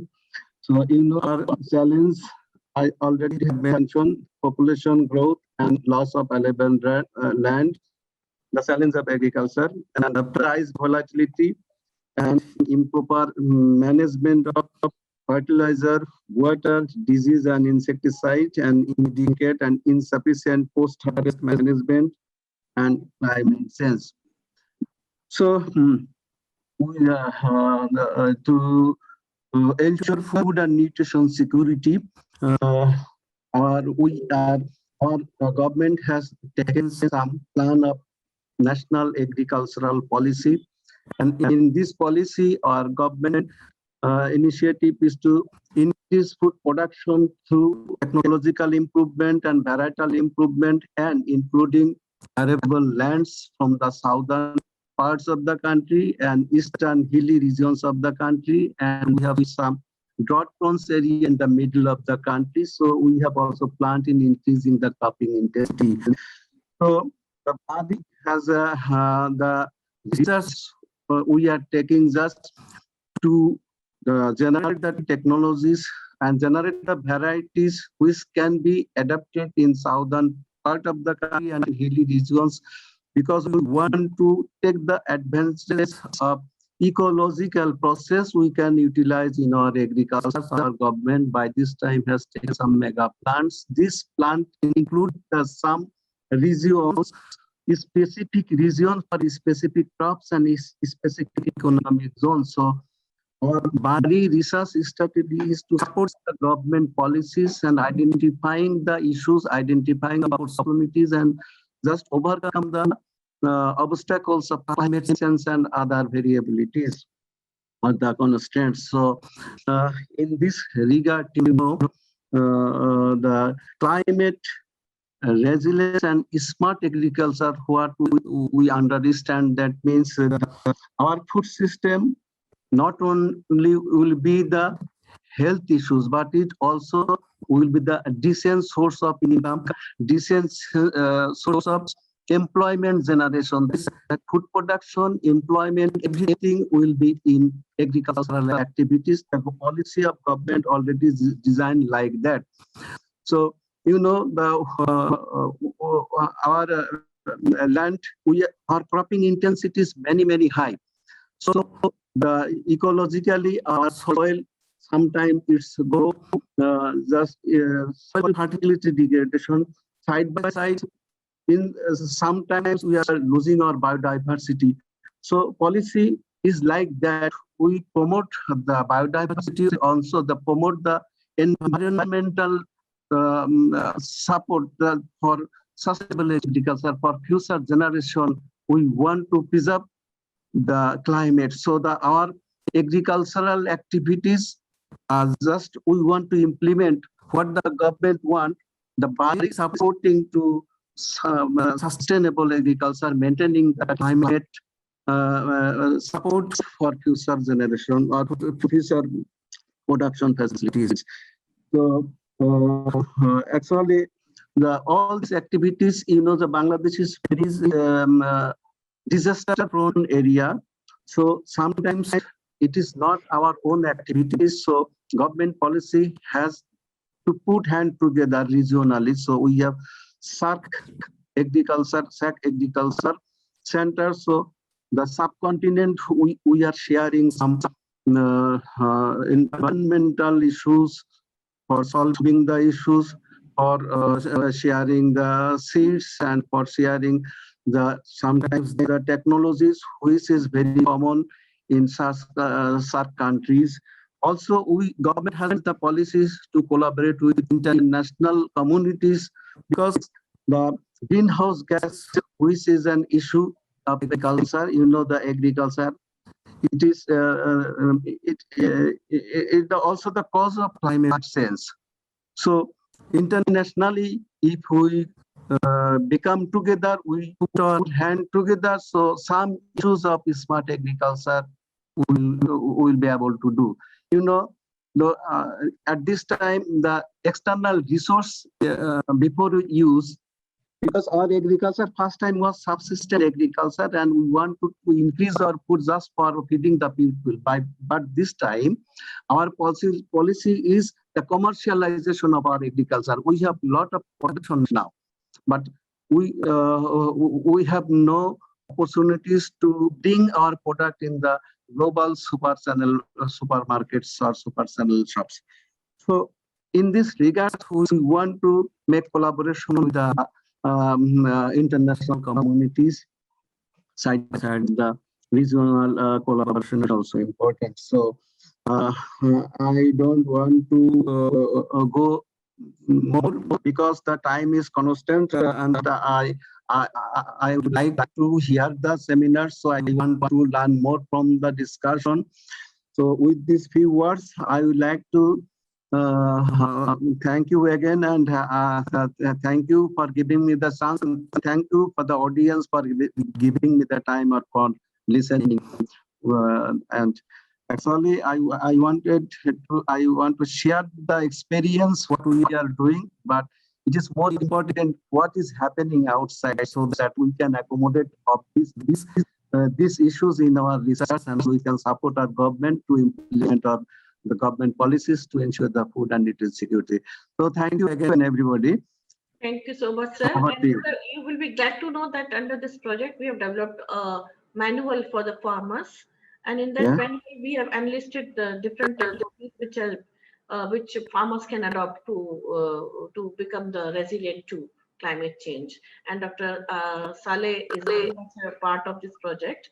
And we look forward, and many more technologies are coming up. So I hope that you will gain something out of this project, some information will be shared. Thank you so much. Now, thank you again. Thank you too. Yeah, Dr. Rena to carry thank forward you. the proceedings. Yeah. Thank you so much, sir. Thank you, Dr. Kaushik. After three wonderful expositions by Dr. Siddiq and Dr. N.P. Singh and now Dr. Nazarul Islam, the climate change issue is a big concern, and we as humanity only have to develop our response to mitigate the effects of climate change, because which is a reality. And our next speaker will be talking about what Bangladesh is doing about the climate change, what are the technologies they have put in place, and what are the technologies they are planning to put in place to effectively mitigate climate change. Our next speaker would be Dr. Sohaila Akhtar. She is Director of Tuber Crops Research Center, Bangladesh Agriculture Research Institute, and she will be talking about climate smart agriculture, technology options for combating climatic variability in Bangladesh. To briefly introduce Dr. Sohaila, Dr. Sohaila is Director of the Tuber Crops Research Center of Bangladesh Agriculture Research Institute, Ghazipur, and she is a soil scientist. Previously, she was the Chief Scientific Officer and Head of Soil Science Division, Bari. She completed her MSc Agriculture and PhD in Soil Science from Bangladesh Agriculture University. Her field of specialization is soil fertility and plant nutrition, vermicomposting, and crop modeling. She has a number of publications in both national and international journals, and her spouse is the State Minister of Bangladesh government. And we are only waiting to listen to Dr. Sohaila Akhtar. Dr. Sohaila Akhtar, the floor is yours. Please. Where is Dr. Sohaila? Dr. Sohaila, yeah. Thank you, Dr. Ravinder. Let me share my slides first. Okay, clear? Put it in the view mode. Yes. Good afternoon, everyone. In Bangladesh, we have farmers, extension workers, as well as scientists behind these climate change related works in agriculture, and our efforts to develop technology and already existed practice, which we improved for recent climate change. We are also doing work research on food and nutrition security. So I'm going to talk on climate smart agriculture for combating climate variability in Bangladesh. We know the Bangladesh has a tropical monsoon climate, and population is about 166 million. Our cropping intensity is 194%. Bangladesh agriculture contributes approximately 70.5% to the country's GDP, and our major crops cultivated in the country's ecological zones are rice, cotton, jute, wheat, tea, pulse, oilseed, vegetables, and fruits. Bangladesh is considered as one of the most vulnerable countries to climate change in the world, and the 7 major region-based impacts are sea level rise, increase of cyclone, both intensity and frequency, enhanced intrusion of salt water, increased flood, both intensity and frequency, drought, riverbank erosion, and erratic rainfall. And these 7 region-based impacts combined to create 4 generic impacts is food security, water security, health impacts, and displacement and migration. So, and we know that agriculture is most vulnerable to climate change as its productivity total depends on climatic factors like temperature, rainfall. At the same time, agriculture is a prominent source as well as a sink of greenhouse gas. So there is a need to modify agriculture practice in a modern, sustainable way to overcome this problem. So developing climate smart agriculture is thus crucial in Bangladesh. We know that climate smart agriculture involves farming practice that improve farm productivity and help farmers adapt to the negative effects of climate change and mitigate climate change effects. So in this climate smart agriculture, 3 pillars contribute all over the system. The first one is sustainably increasing agriculture productivity, incomes, that is productivity and food security. So we have in Bangladesh climate vulnerable zones, especially 2 zones, northwest drought prone area. This driest region of the country has been experienced recurrent below average rainfall. And this is for the few decades, drought has become a recurrent natural phenomena in the Barin tract in northwest Bangladesh. Another is the southern coastal areas. Here, sea level rise appears to be the one of the most important cause of environmental due to salinity, intrusion, and coastal flooding. For this, right, the Bangladesh are highly in the coastal area are highly exposed to cyclone and storms and surge, which have significant impacts on lives and livelihoods in that region.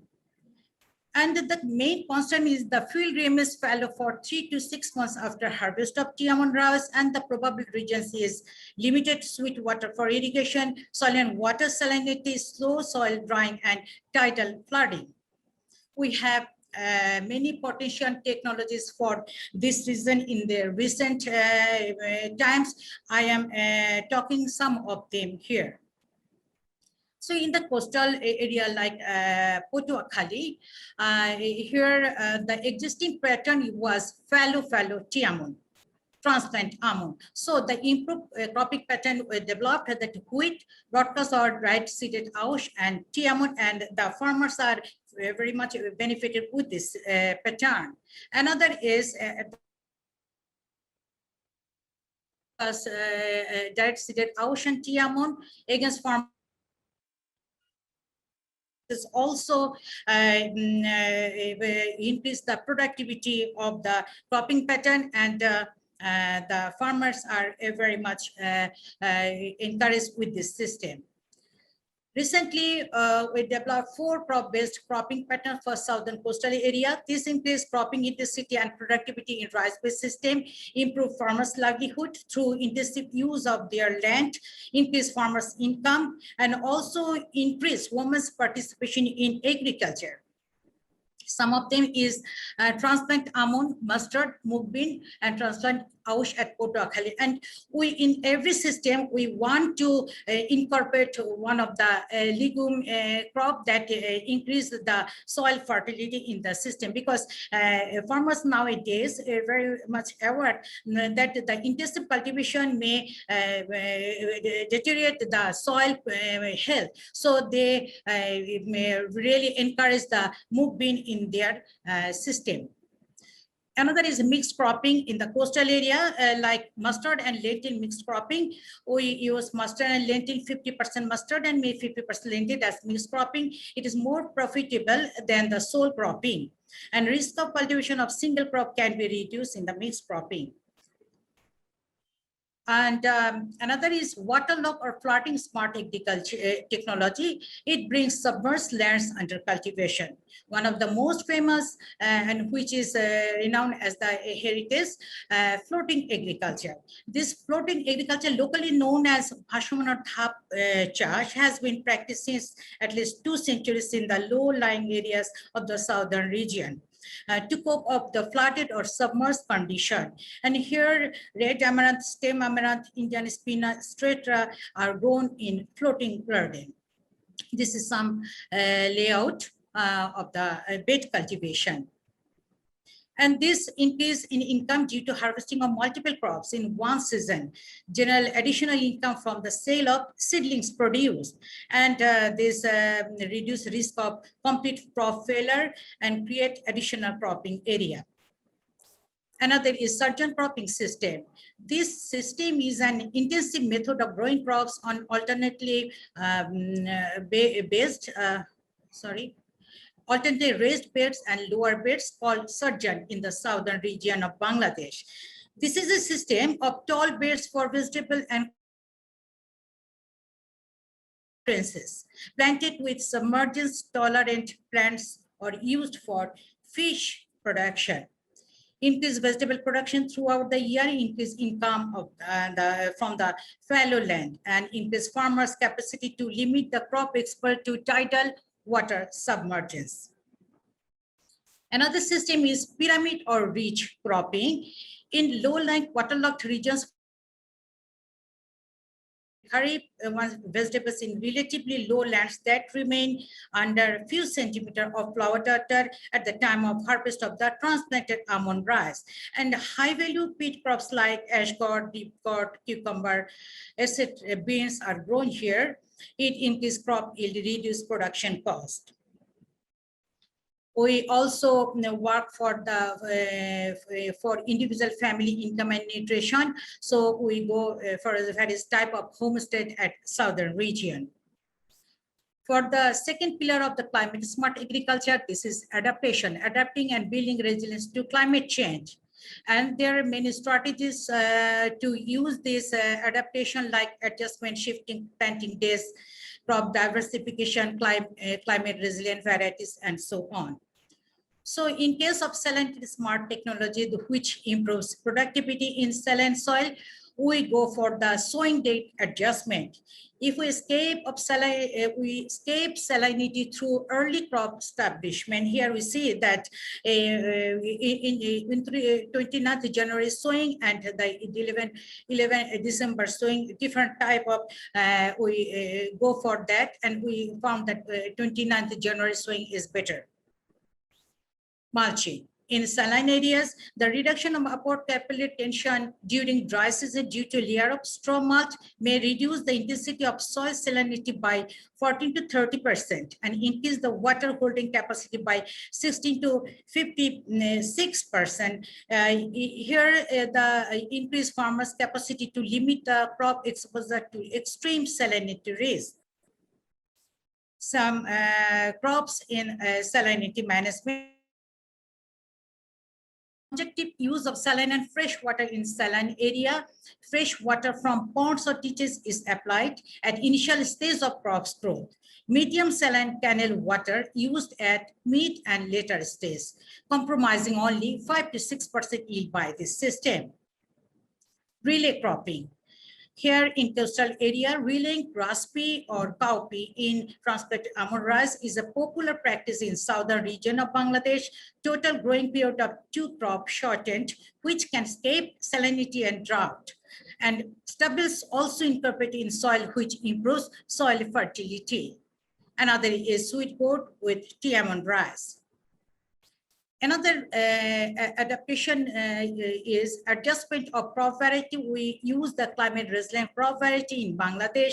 For short duration varieties, our institute, Bangladesh Agriculture Research Institute, released several mustard, lentil, moog variety, and also from Bangladesh Rice Research Institute for transplant almond rice. There are many short duration varieties to cope up the export to stress condition. Salt tolerant varieties for the saline areas, mustard, sesame, potato, and spice oilseed. Many crop varieties are released for salt tolerant varieties in that region. Some salt tolerant crop cultivation crop is soybean, cowpea, groundnut, and okra also. Drought tolerant varieties we go for from BARI, the chickpea, pea, and also Bari Chula 11 is a chickpea variety. It is a short duration crop for drought, from escape from the drought in that region. Heat, we have also heat tolerant varieties like Bari Shim 3 for bean, 3 and 7 for bean, Bari Brinjal 8, 10 for Bari Begun 8 and 10 for brinjal. And recently, summer onion for summer time, and it is very nice, 15 to 20 ton per hectare, and our farmers gladly accept this variety. Heat tolerant, another tomato varieties. This is all tomato 4, Bari tomato 5, 6, and Bari hybrid tomato 4 and 10. And it is cultivated in the polytunnel during summer, and it is well spread all over Bangladesh nowadays. Disease resistant varieties, many more, like Bari Alu 53 potato variety. It is for late blight resistance. Bari Alu 53, its yield is around 30 to 35 ton per hectare. And the third pillar for climate smart agriculture is removing greenhouse gas emission. Contribute to the solution by reducing emission, removing emission, and using biomass energy.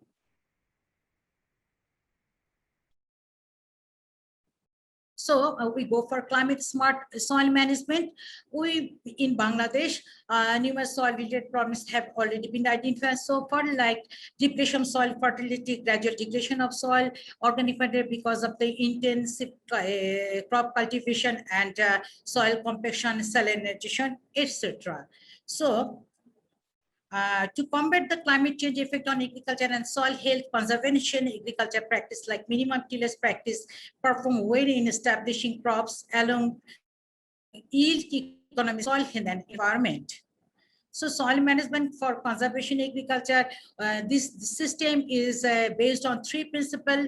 Our first principle is no mechanical tillage and minimal soil disturbance. Here we use 0 and or minimum tillage, where no till farming or reduced number of tillage is practiced. It increases water availability, reducing organic carbon loss from soil, and reduce soil degradation, erosion, and greenhouse gas emission. And Bari developed 0 tillage planter operated by a power tiller, and it reduced 30% crop establishment cost. For strip tillage, we use minimum tillage, and Bari developed strip tillage planter for strip tillage. cultivates wheat, lentil, mukbin field in north and northwestern areas of Bangladesh, and it reduced 30% crop establishment cost. And if we go to see the methane emission pattern from breed hunt 28 variety and the different tillage operation in both conventional and minimum tillage, we see that the methane emission trends were lower in minimum tillage as compared to conventional tillage. And at the same time, comparative use of diesel fuel on conventionally reduced tillage system, we found that in conventional method, diesel use is 213, and the carbon dioxide emission is 554 kg per hectare per year. At the same time, conventional conservation agriculture system, it is lower than the conventional method. The third one is second one is permanent organic soil cover, especially by plant organic matter cover crops. Here we incorporate crop residue and mulching are a good practice for soil moisture conservation and runoff and evaporation. It also improves soil carbon stock and recycle soil nutrient. And the third one is diversity crop rotation, and where we use the legume because the minimal rates of buildup of population of pests fixation. Some conservation emphasis diversity and economic crop rotation observed. Conservation agriculture thus increase high profits due to increased crop yields and reduced production cost, increased moisture retention due to mulching and cover crops, reduced soil erosion, and reduced fuel requirement for tillage. Mulching and cover crops increase soil carbon capture and soil organic matter. Our another problem is hill soils management, use of indigenous cultivation method for growing impact on soil loss in hill slopes. So we go for contemplate. It is replacing the traditional zoom cultivation, and it reduces soil erosion in hills and conserves soil nutrients. Now the climate smart water management. Here we go for rainwater harvesting, drip irrigation. Benefits requires less quantity of water, increase water use efficiency, conserve soil moisture, emitting less quantity of greenhouse gas emission. Bangladesh Rice Research Institute developed alternate wet and drying system. It is a water-saving technology. About 4 to 6 less irrigation will be required, and about 20 to 30% irrigation water could be saved without reduction in yield, and potentially reduce methane emission by 25 to 30% compared to continuous flooding of rice fields. We considering the methane emission and grain yield of breed hunt 28, alternate wet and drying could be practiced under both conventional tillage and minimum tillage practice in paddy soil. Another is a fertigation through drip irrigation. Fertilizer and nutrient loss is minimized due to localized application and reduce leaching, reduce the risk of crop exposed to drought. And water application efficiency is high if managed properly, and reduce fossil fuel requirements for irrigation, such as vegetables, fruit trees, and ornaments. Rainwater harvesting. It plays an important role in crop production in drought and, plays an important role in crop production in drought and saline-prone area, increase crop yield and reduce production cost, optimize the use of rainwater for supplemental irrigation, increase water use efficiency, and reduce fossil fuel requirements for irrigation. Sandbar cropping. This is a cultivation method named sandbar cropping to produce winter vegetables, special pumpkin in the chore land. It reduce the risk of crop exposure to drought and increase water use efficiency, reduce fossil fuel requirements for irrigation. And prospective crop for coastal belt by using water harvest technology is watermelon in this time. Climate smart fertilizer management. Here, use of more organic manure like cow dung, poultry manure, compost, and biochar, increase nutrient use efficiency like use of urea supergranule, briquette, and use of biofertilizer, green manure. We go for this climate smart fertilizer management. Urea supergranule. This technology is cost effective and environment friendly and reduce nitrogen loss. And this applicator for deep placement of USG in paddy soil, Bari developed this applicator. We found that the pre-urea and urea supergranule should be applied under AWD condition to keep less methane emission from agriculture and global climate change. Now we are research going on neem coated area. Research that coating urea with neem prevents its misuse as well as puts the fertilizer in slow release mode, thereby nourishing the saplings for a longer period. And this urea demonstrates to improve nitrogen use efficiency and consequently crop yield. Application of neem-coated urea reduces loss of urea fertilizer through leaching and denitrification by 30 to 40%. 30 to 40% nitrogen in the urea is utilized by the plants. Now the nutrient smart technology improve nutrient use efficiency. We already recommended that we should go for site-specific integrated nutrient management because if farmers and our farmers already do that, they before going to establish a crop, they go for the soil testing. So if we test the soil prior to our cultivation, we go for the timely application of fertilizer at optimal rates to fill the deficit between the nutrient needs of a high yielding crops and the nutrient supply from the naturally occurring indigenous source. So we in Bangladesh, we go for integrated plant nutrient system. Here, the farmers nowadays very much aware of using organic manure with the inorganic fertilizer to sustain the soil health in their system. So we go balanced fertilizer through IPNS is practiced nowadays in most of the region. Green manuring. This in our cropping system, we incorporate the legume, winter crops, etc., as a green manuring to increase soil fertility and organic matter. And we also recommend for vegetable production cow dung based bioslurry and poultry litter based bioslurry.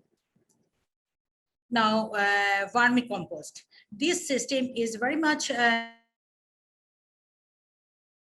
farmers level because it is at the same time income generation as well as they sell the fertilizer compost as well as the earthworm because the earthworm is very much growing faster. So about 20 to 30% yield can increase with application of 2 to 5 ton per hectare vermicompost. This practice improves nutrient supply and soil quality, reduce dependence on synthetic fertilizer. Biochar. Biochar nowadays is a climate smart agriculture nutrient managed organic manure. It is in our research we found that it has a liming effect for soil management in acidic soil and also water retention and increased soil fertility for drought and saline soil management. We use the different crop residues like rice straw, maize, stover, and agro-industrial waste like sugarcane bagasse, coconut shell, and organic manure like poultry litter can be converted to biochar. In BARI, different research is going on different crop residue to for biochar production. This is the production of biochar using different available sources. And we, for climate vulnerable soil of Bangladesh with biochar, we found that biochar application at the rate of 2 ton per hectare with 100% recommended dose of chemical fertilizer in the saline soil among different organic amendments used in the study soil, we found the highest of Tiamun. Last, it is prevention of, it is a combination of techniques such as biological control, modification of cultural practice, and use of resistant varieties. It reduces production cost, enhance in income. It is also increase farmers' capacity to limit the crop exposure to crop damage caused by disease, and reduce GHG emission by reducing the use of synthetic pesticide. Therefore, the carbon footprint reduction per unit of food produce. So our way forward is awareness of adaptation and mitigation to climate change is crucial nowadays.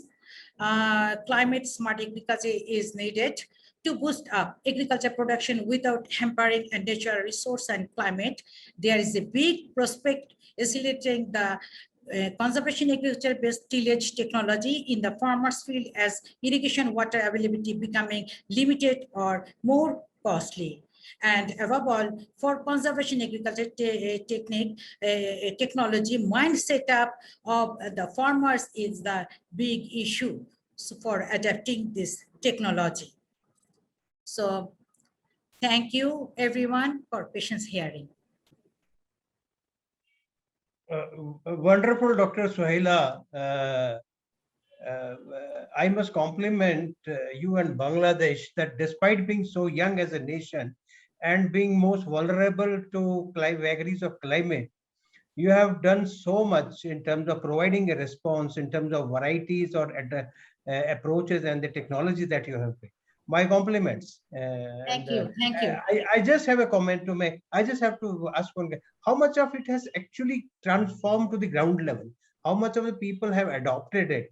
Whatever you have. Dr. Redder, we will take up the question answer at the end. Okay, thank you. Not now. So, if you want to make a comment, then we shift or we shift to another. No, we just invite another speaker. We'll have the discussion at the end. Okay, Dr. Suhaila, we will have discussion. Thank you. Dr. LP Singh had to go, so we could not. We just. Yeah, okay. Okay, it gives now me pleasure. Continuing with our thrust on climate and the issues involving climate, we will have another speaker, Honorable Abdul Rahman Manan. He's presently working with ICARDA. He is an MSc from Arizona University, and he has about 50 years of long-term and short-term experience. And he's working in Afghanistan, and his language is Dari, Pashto, and English. And he has devoted his entire life in agriculture research in Afghanistan, both in managerial and technical capabilities. He has a thorough knowledge of Afghanistan's agriculture system. He's working in ICARDA, Afghanistan since 2002, and still continuing with that organization.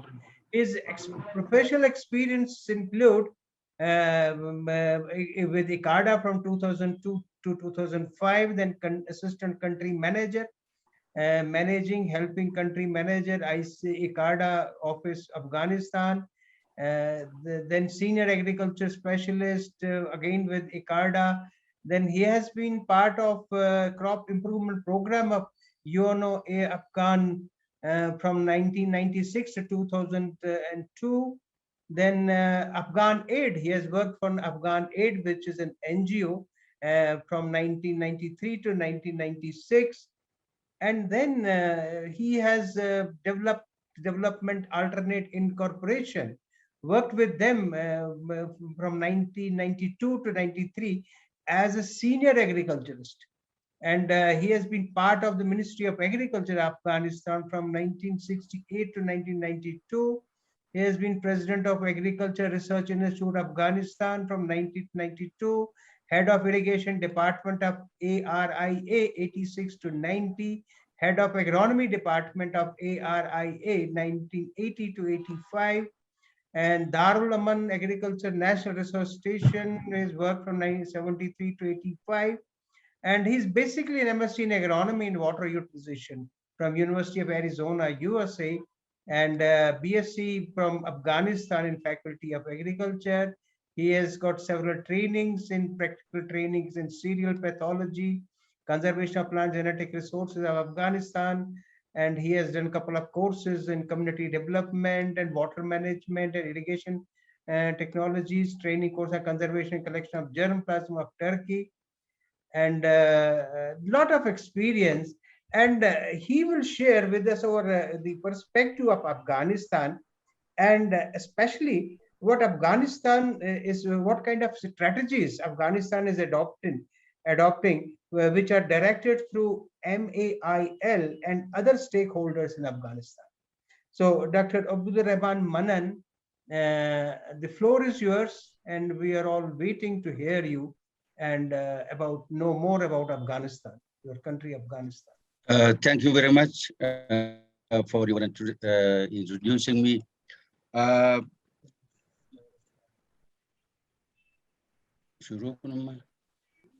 Yes, we can hear you. Please go.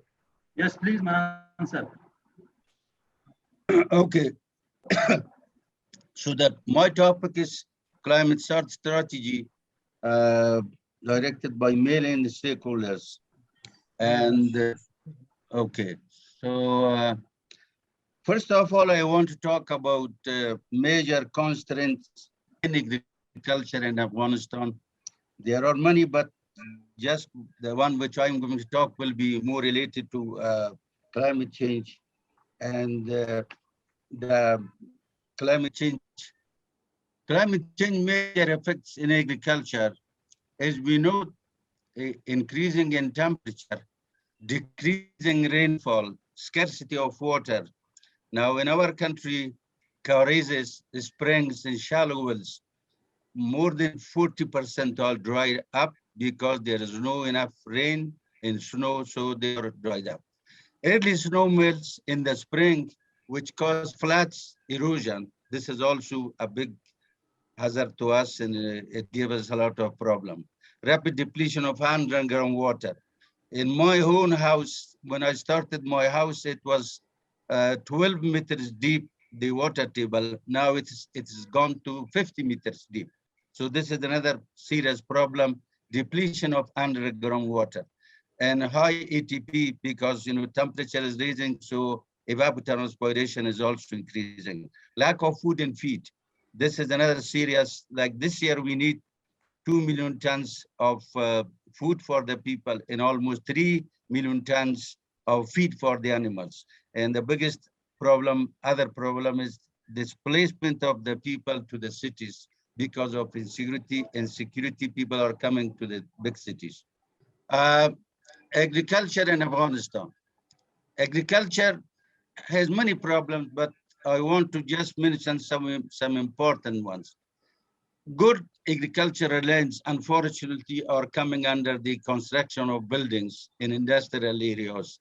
So we are losing rapidly the land.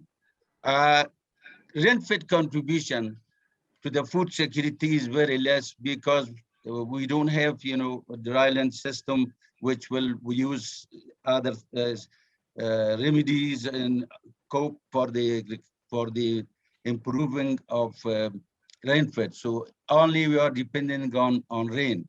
And the average rainfall of the country is about 250 millimeters per year.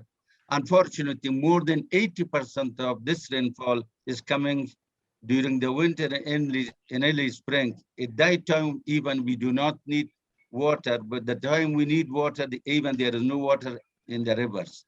So according to FAO, Afghanistan in the 5 river basins have about 55 million cubic meters, billion cubic meters, and irrigated area of the country is almost 3.2 million hectares.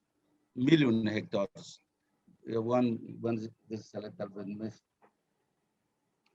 So Afghanistan Research Evaluation, which is a British organization called AREU, estimates that water is sufficient. This 52 million cubic meter of water is enough for irrigating of 5.7 million hectares of land. and now we are only irrigating 3.2 million hectares. The rate they recommended is 7,100 cubic meters per hectare. If we use this amount, we can irrigate 7.7 million hectares of land. But because we cannot manage it, mismanagement is there, so we cannot irrigate even the irrigated area. With the average amounts of rainfall, 250 millimeters over the surface of the country, which is 652,000 million square meters, the amount of rainfall which be collected will be around 163 billion cubic meters, which we only from this, we can store 55 billion cubic meters. This makes only 33.7% of the total rainfall used in the country. So we urgently need how to catch water, rainwater. Another serious problem is low water efficiency in the irrigation. The irrigation efficiency in the country, according to UK and FAO, in both formal and informal irrigation systems, ranges from 20 to 40%, which makes the average of 30%, because the reason is the flood irrigation. And we have high conveyance loss. Unfortunately, they are all, earthen canals. There is no lining. So this is one problem. High on-farm distribution losses. This is the second way. Over-irrigation, poor land leveling.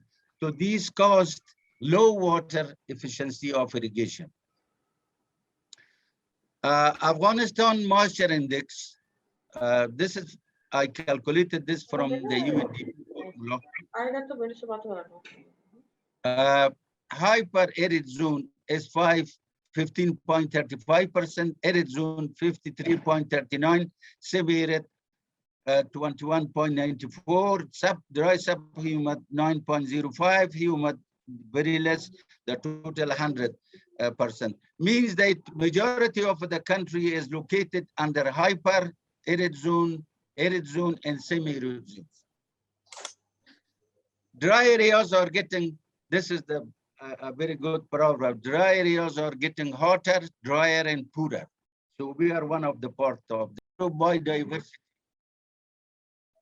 Increased vulnerability of pastoralists, increased vulnerability to disease and insects. We may have maybe second generation of Carpocopsa in April. Climate change increases water scarcity, and smaller and more erratic harvest will be there in our country. What to do? What measure to be taken for mitigation of the culture constraints and climate change?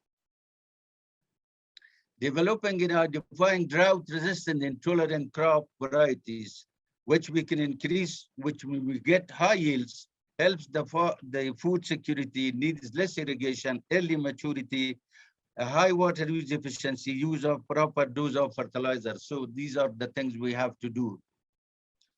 Another good method is the raised bed wheat planting, which I did in Bodambog. The result was very good. Farmers are using surface flood irrigation for wheat crop. In this method, the whole field is flooded, which needs a huge quantity of water. Flood irrigation system has low water use efficiency. It leads to nutrient losses through leaching, encourages the spread of weeds and plant diseases. The raised bed technology compared to flood irrigation and wheat crop saves 30% of water without significant reduction in the yield. Also, weeding, roguing control is easy anytime the crop growing stages.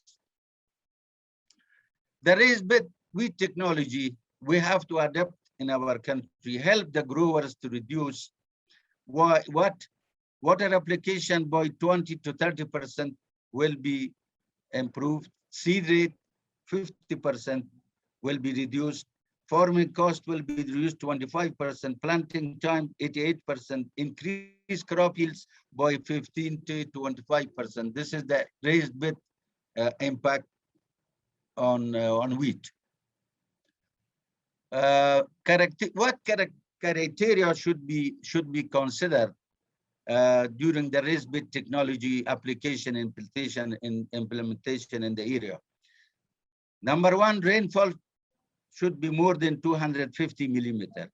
Water resources available for supplementary irrigation. Land use, land that is cultivated, this is needed. And soil texture, not sandy. If it is more than sandy, 90% sand, then it is impossible to use this method. The second one is supplementary irrigation.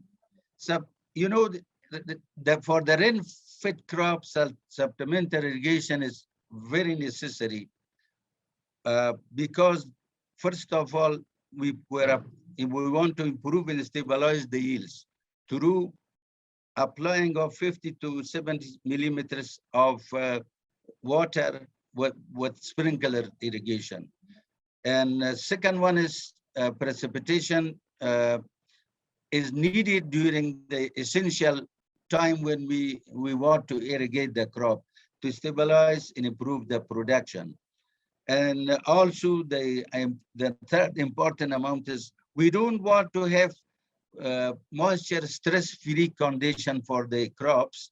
Only we want to help it to increase the yield and to get some yields, and do not let the plants to fail because of dry land or rain-fed condition.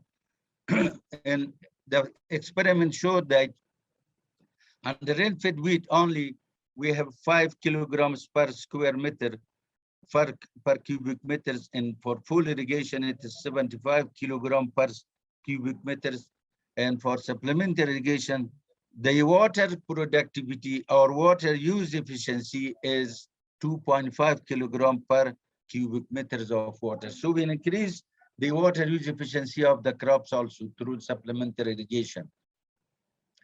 The criteria for the supplementary irrigation area, this is the first criteria: rainfall. It should be 250 to 500. Some part of our country, like Northeast, is very suitable for this. Water resources available for supplementary irrigation. That could be river, canals, or even water harvested, collected from water harvested, and also water table. Shallow water tables are good because we don't want to full irrigate only for supplementary. Two times we can use. Land use, croplands, and crop winter based. For the spring, it's not possible. We have to use wheat, which was planted during the winter. In the slopes, up to 5%. This is the criteria for the supplementary irrigation. Use of surface irrigation, subsurface irrigation. This technology replaced the pitcher irrigation, which was before in the country. And a PVC 10 centimeter diameter pipe is inserted in the root zone to a depth of 40 to 70 centimeter. And then the water is applied through that pipe in the root zone, and no surface irrigation. So the stone pocket or gravel layer is put at the bottom of holes in the root zone of each tree in order to get rid of infiltration and avoiding the clogging of the holes.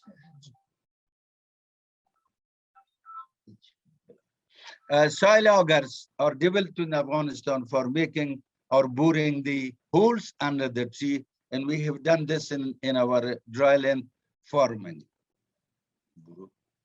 And you see the picture to the right, it shows that inserting of irrigation tube is there, and we put some gravels the size of eggs in order to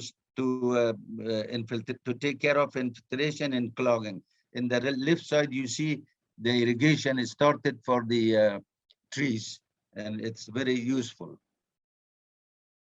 And this is done in Bodambog by myself, and you see irrigation of saplings by water harvesting system which is called the Negarum water system harvesting technology. In the meantime, the pipe is also buried there in case if there is a deficiency of water, lack of water, we can irrigate it through these pipes.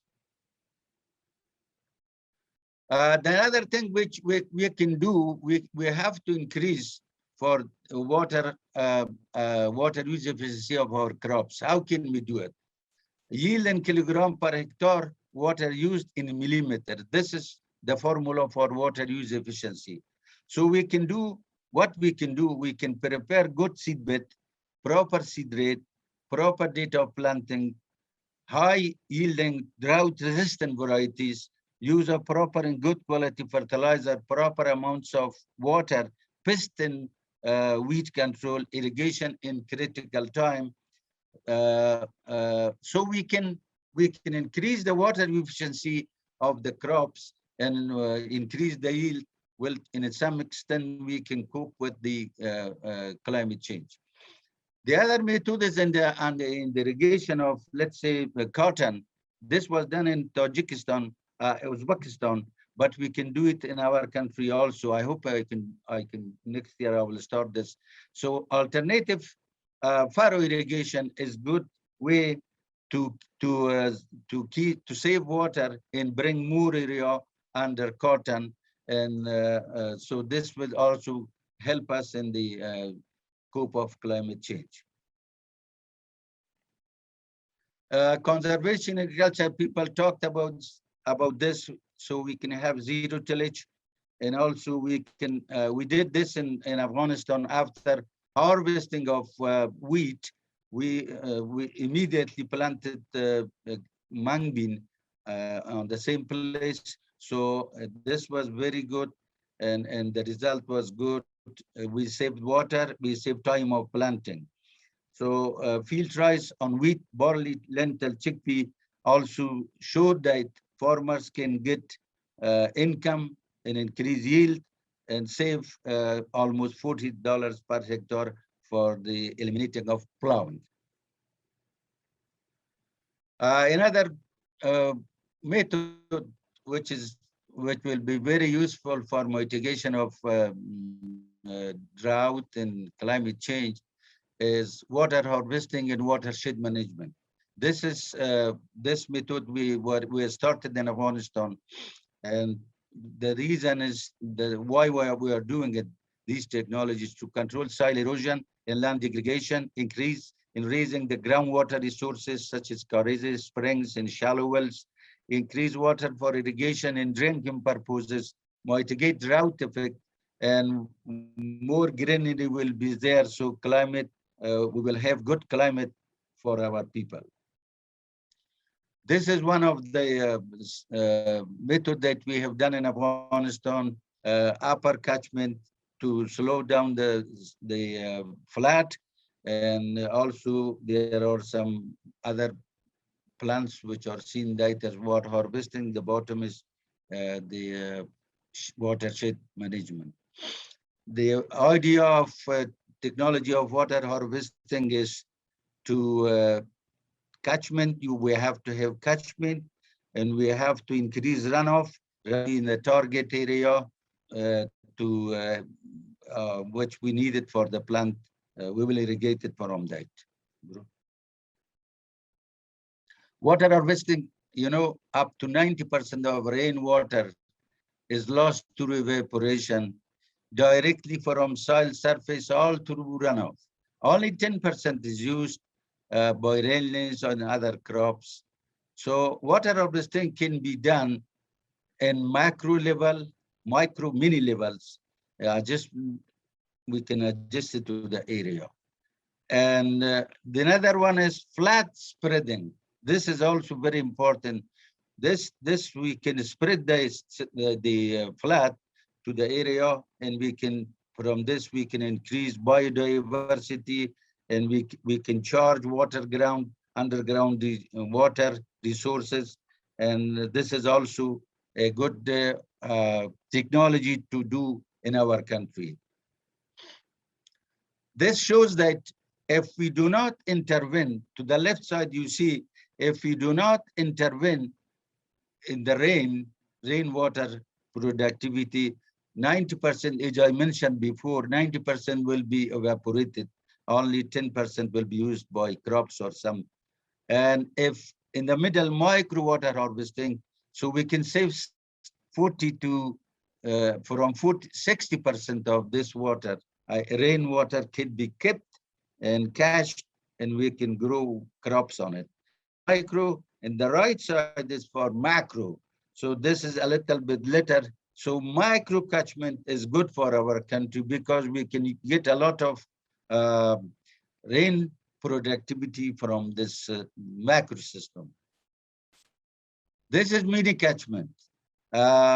We have catchment area, we have crop area. So we can bring water, give it a little bit slope to the water should come to the crop area, and then we can, in addition to the rain, we can get some more water, and we can have a good productivity of our crop.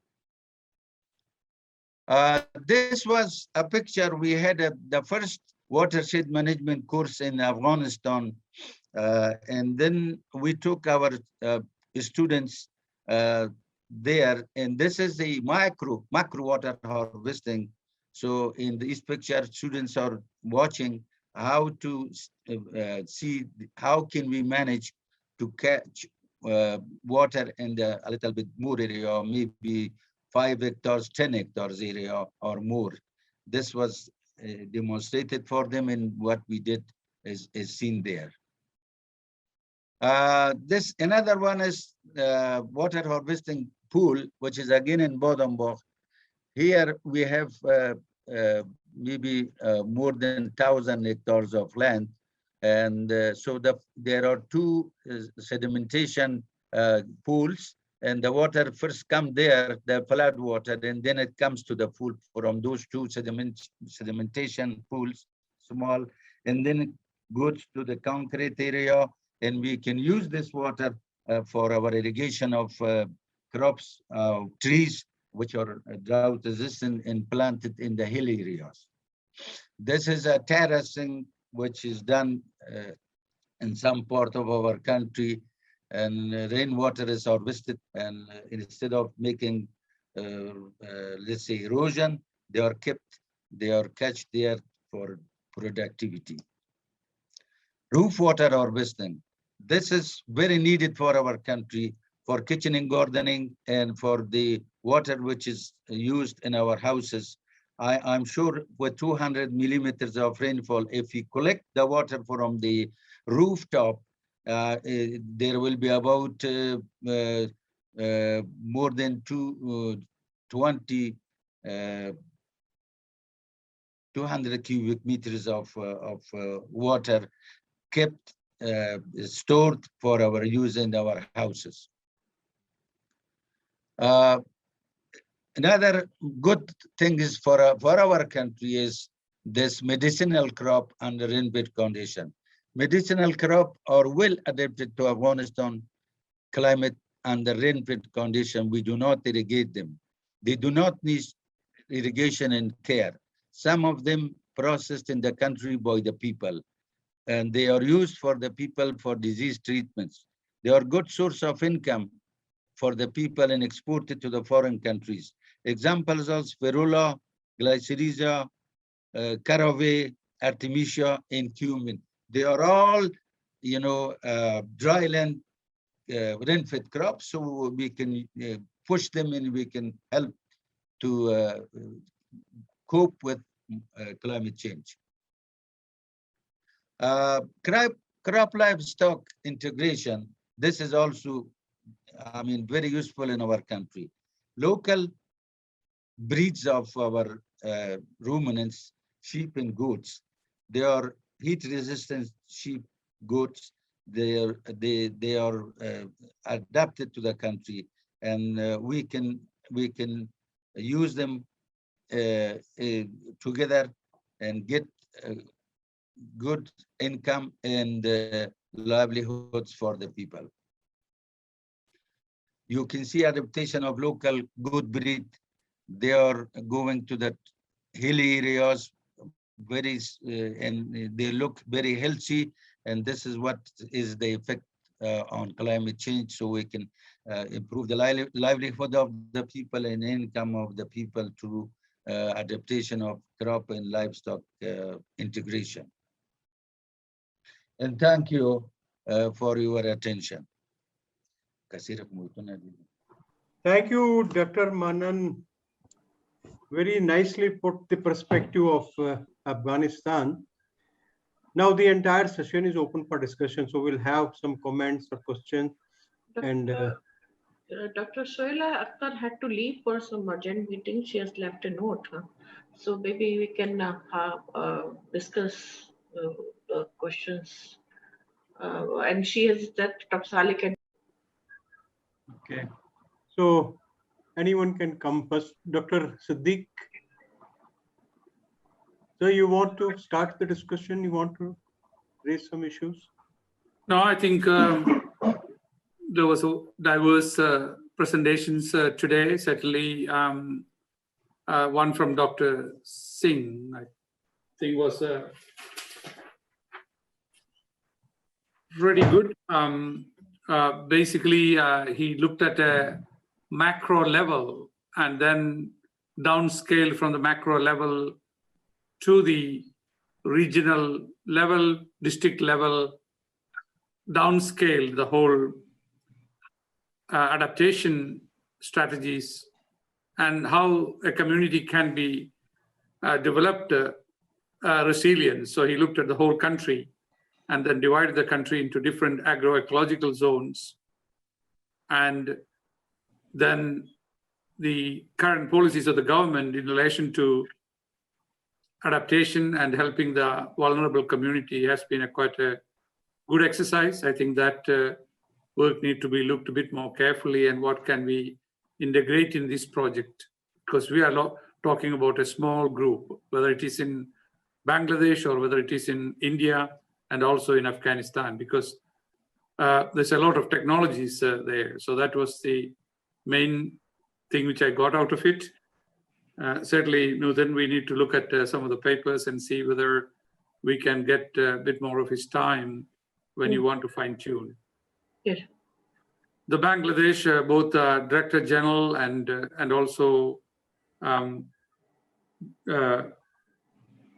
what's the Dr. Sohela, I think she has gone. What amazing me is that the amount of technology they have developed, and the question which Dr. Raina asked, whether it is being adopted or what is the evidence. And of course, we could see some of the things in the farmers field. I think that country amazes me. My first visit to Bangladesh was early 90s, and then I had a number of projects and students there. From a food insecure country, a rice producing country, with a significant risk with climate change, particularly flash floods and a lot of floods, and drought is there in the high barren area and other places, but the flood. But they were able to become self-sufficient and producing a lot of food, and the diversification into vegetables, horticulture, and also poultry and things. So this is really something which we may need to document, or I'm sure that many people have documented. How does a country within a short period of time since the early 70s transformed its food production system? We are small scale farmers. Land is very precious compared with the other countries because of the density of the population. And that's something really, again, like a case study with our friend, Dr. Saleh Ahmed and others, we need to look at. I think it's a very good choice. Nuthan, Afghanistan, we heard from Syed Saimullah yesterday, and of course, Abdul Rahman's work on water harvesting, water management, such an arid country, how that country can be used to various methods, irrigation methods. Of course, they look at a community level. That was my first question, but they're looking at a catchment level.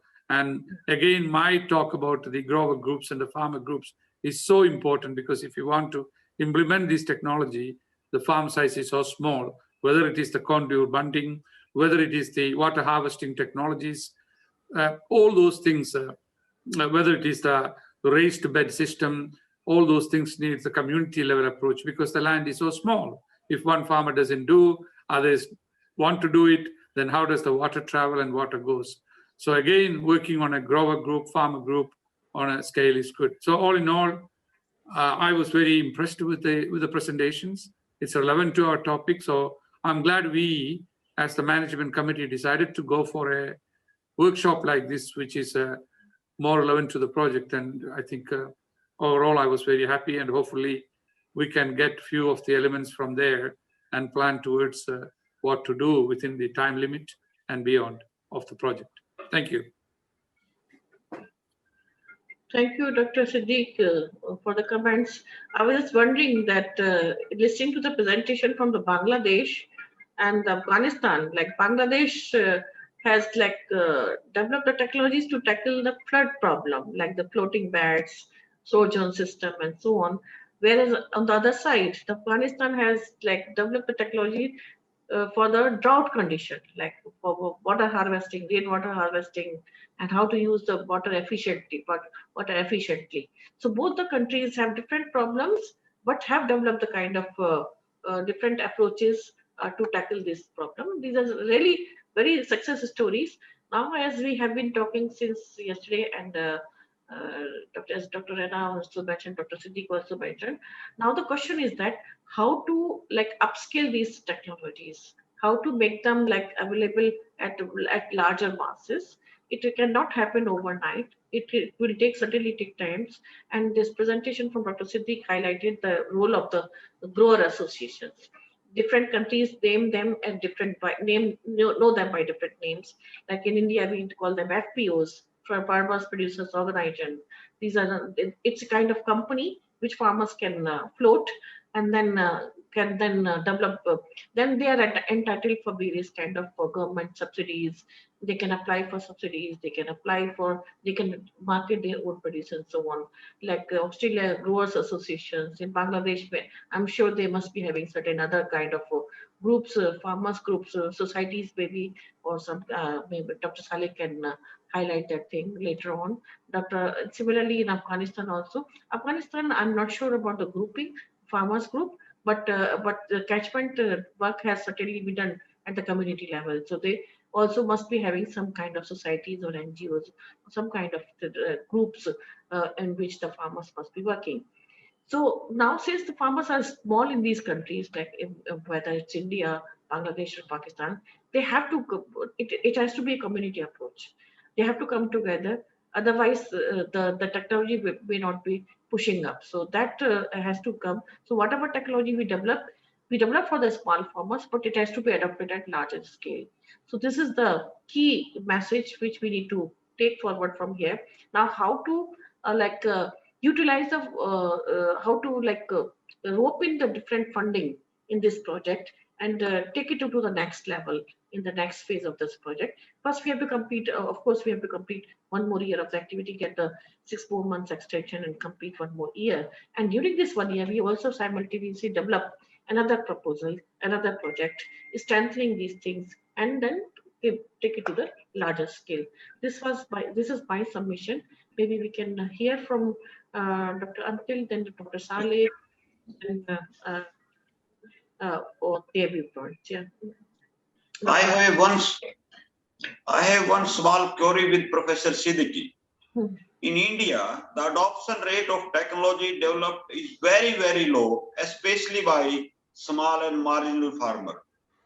So I have one comment or one query with Dr. Siddiqui. In Australia, what is the adoption rate of this technology by the farmer developed by the University of Australia, Western Australia? Adoption rate.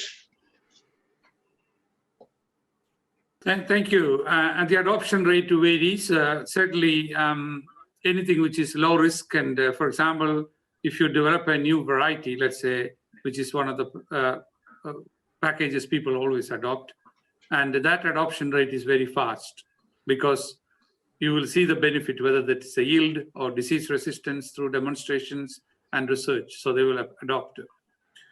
Anything which is very complicated and is not showing benefit in the immediate term, then the adoption can take time. So typical adoption curve, if you look at internationally in agriculture, it can take about from the development till the adoption up to 10, 20 years. In medical, for example, in medicine, it can take up to 30 years because you have a drug, let's say drug discovery. That drug has to be discovered, then all the testing and et cetera, by the time it gets into us, because we've seen on the TV every day, or someone found a gene for stopping cancer. But we have been hearing that, but it is in the development. Whereas in agriculture, the adoption is generally faster. The question you asked is the rate of adoption. So what you have to look at is that you have to look at within your country or a population where you're working on. There will be different adopters, what I call exemplary performers, and then medium performers, and then laggards, though who doesn't adopt, they are the tail end. So if you take in a classroom, in your class, soil science, you will see some students are absolutely exemplary performers. There may not be difference in IQ. It is the approach. So the farmers go it, they are information hungry, good researchers and extension people work with them, and they adopt that. So adoption generally in Australia is faster when compared with India. Basically, the education level of the farmers, the dynamics of the industry, because they wanted to make money out of it. You know, it's not just by taking a technology. If that technology doesn't work, they will ditch it very fast. That is a disadoption, failure. But having said that, India has adopted a lot of technology, new varieties of wheat, rice, etc., continually going on. The vegetable production has increased. But again, to me, the problem is individual farmers are so small unit. You have to work on a farmer group, the collective group. Then the adoption will be also faster because shared learning, because sometimes one farmer is a little bit hesitant, not risk-taking strategy, whereas his peer or her peer doing that, then they learn things. So I think, yeah, it varies. Again, it varies from the technology to technology. Simple, easily solutions they can do. For example, terracing and things which Dr. Abdul Rahman has suggested, it's not going to be adopted just like that. It has to take its time, the government intervention, some subsidy is needed on a catchment level. Whereas simple things where they can do, they will adopt. I tell you one thing, there was one project in India, interdisciplinary project on zero tillage rice establishment. Yeah. And crop wheat dynamics rice wheat cropping system in India. This was funded by the Australian Centre for International Agricultural Research. Correct. This project is still continuing because in first 5 years, it was the research part. You can say related to refinement technology. And after 5 years, this was related to field demonstration. I tell you one thing, this was confined to Punjab and Haryana. Only because of this project, lot of area has been increased under direct seeded rice. You can say a lot of replacement of this puddle transplanted rice. So this project has played a very big role. So you can say sometimes this was a good technology. When you are demonstrating technology to the farmer, then it can be easily adopted by the farmers. So lot of lakh of hectares, this is grown in Punjab only because of this project. Correct. And of course, you know that the Punjab farmers are hungry for technology. They are one of the most innovative farmers in the country, and they produced more money from the land, so they can afford to, for example, get machines, or at least as a cooperative basis, zero tillage and so on. There was problem when the technology was brought in. Some of the tillage technology didn't work. Then you had the Rama tillage developed in India, and so on. Same with Australia. In my state now, the no-till technology or conservation agriculture is close to 90% adoption. But when it was first started in the 70s, a lot of people said, no, I want to plow my land 6 times before I plant. As a student in India, who I did my undergraduate, but a master's in Indian Agricultural Research Institute, I was told you need to have a fine tilt to grow wheat, fine tilt to grow that.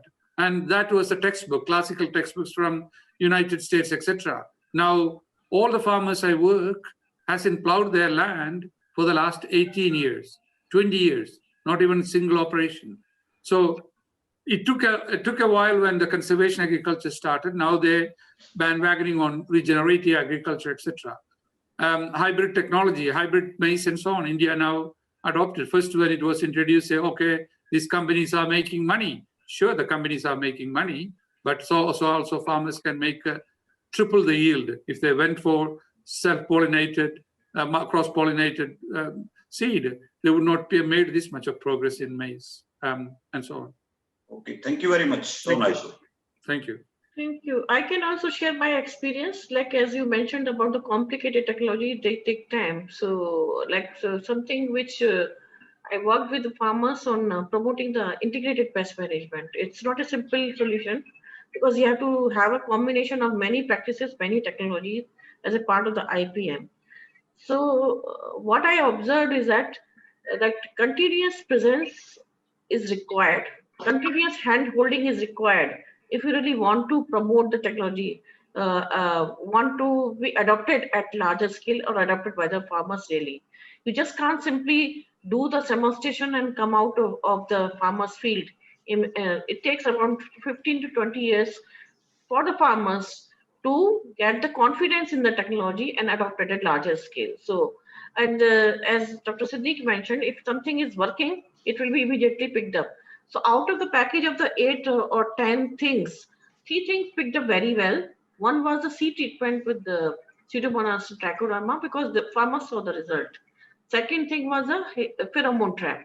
It worked very well because farmers saw the insect trapping inside the traps, pheromone traps, and it works very well. And the third thing was the yellow sticky traps. So these 3 things, simple technologies, and they work very well with the farmers. And seeing the demos, the farmers in which we took the demonstration, others farmers also adopted because once they see the benefit, they will definitely adopt it. And the cost, the ease of operation, and the efficacy, all 3 are very important for farmers to adopt any technology or any technique or any practices. Yeah. One thing I just want to mention is that when we take a technology to demonstrate, a lot of people make mistakes. So if the technology, what we are taking is not foolproof, do not take for demonstration, because what will happen, the farmers will see that and it failed and they will never come back to that. So some people rushed for demonstration. So this is why we need to have clear understanding of that technology, whatever it is there. It should have scientific rigor. And we are very sure that by doing our trials wherever we are or experiment has shown that in the rigor, the scientific rigor, the statistics. So it's not a random observation. So we know that technology. And then you take in that first year itself, they see, this is successful. But a lot of people take immature technology, whatever it is there, it goes into the demonstration mode. The farmers come and see that, and they will just walk away. Even if we fine tune later, it will be very hard to bring those people back because they made the decision, it's a failure. Dr. Abdul Rahman wants to make a point. Thank you, sir. That is very great. We have to take the community, even we go to community, we take their from our approach, but even we took the contribution of community, that what you are going to do with us. They said, we give you labor.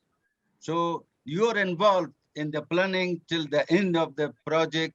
Finally, this project is yours. So everything will be belong to you, but you have to give something to get something. So in one of the area, the pistachio trees are on the mountains and hills.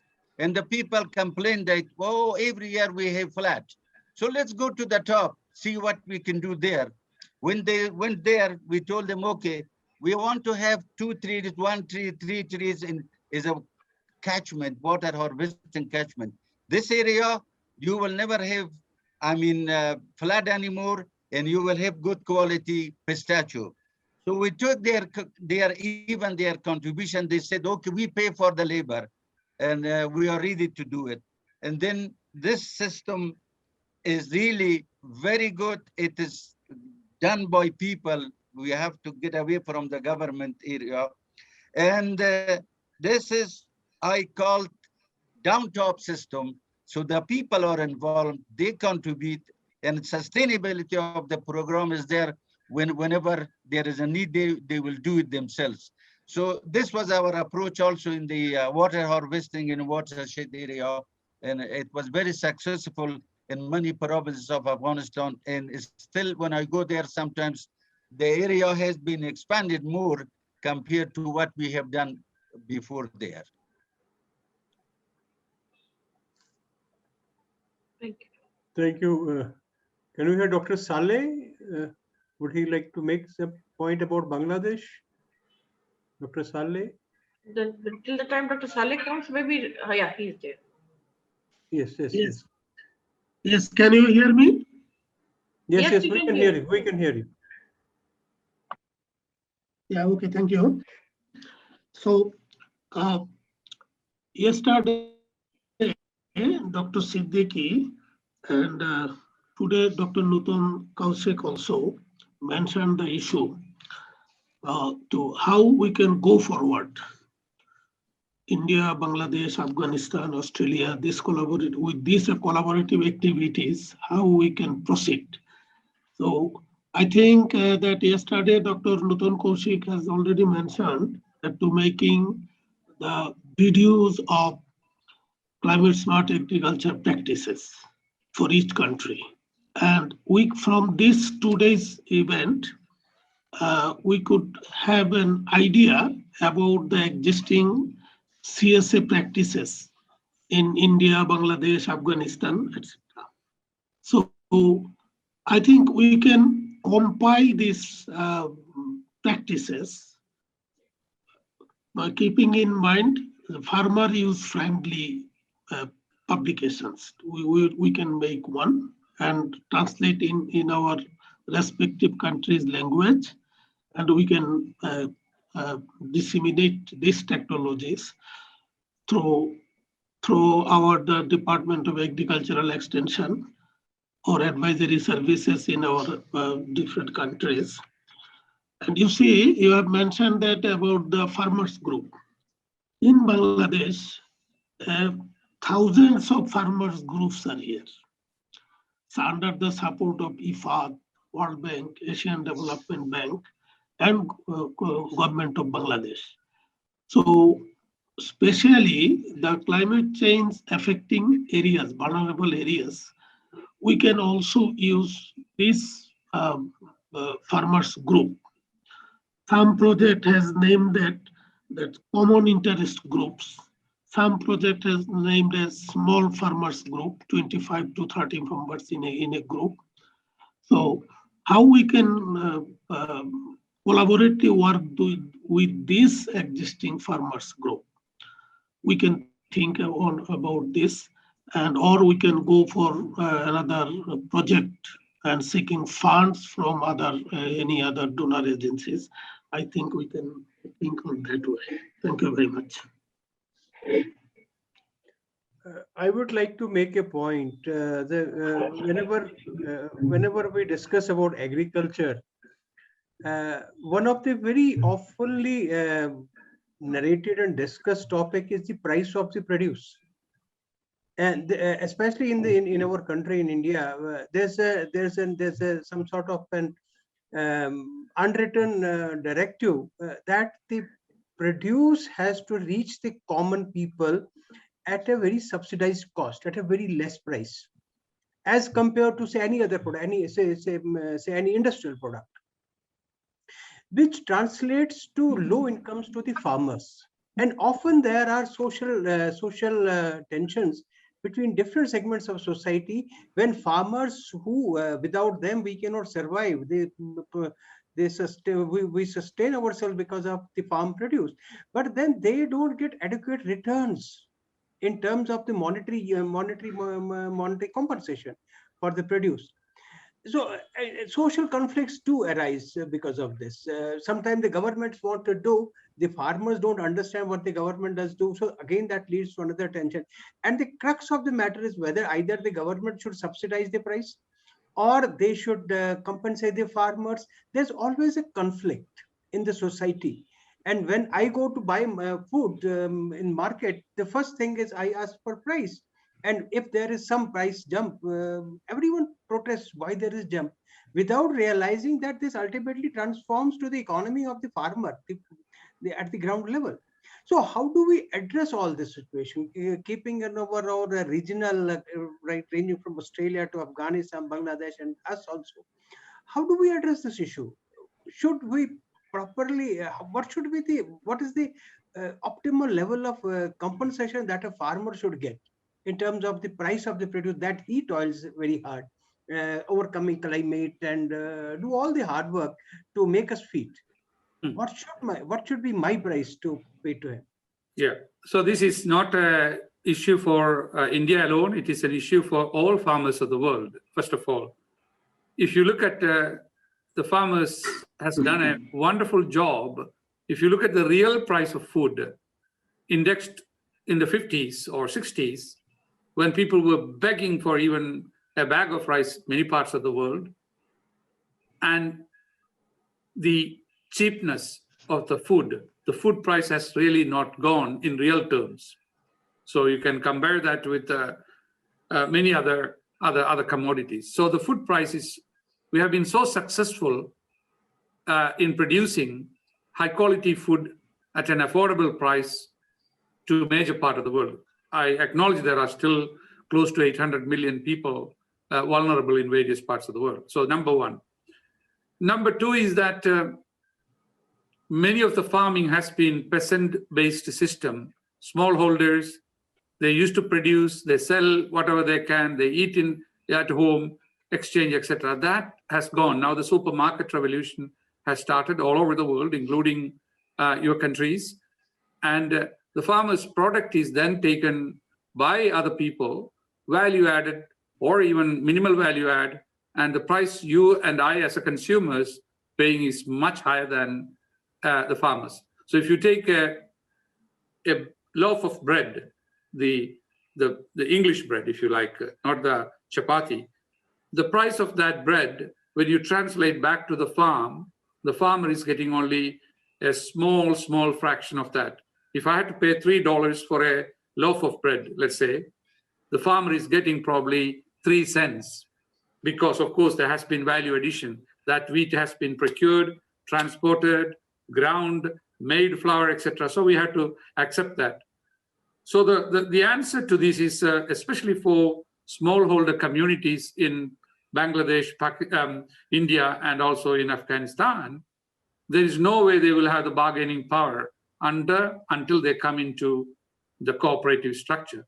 You have a wonderful example in your own country where the Amul by late Dr. Kurian, when he went as a young person from his studies from Netherlands, and he went to Gujarat, 2 buffaloes, 1 buffalo here and there, no way they will make the thing.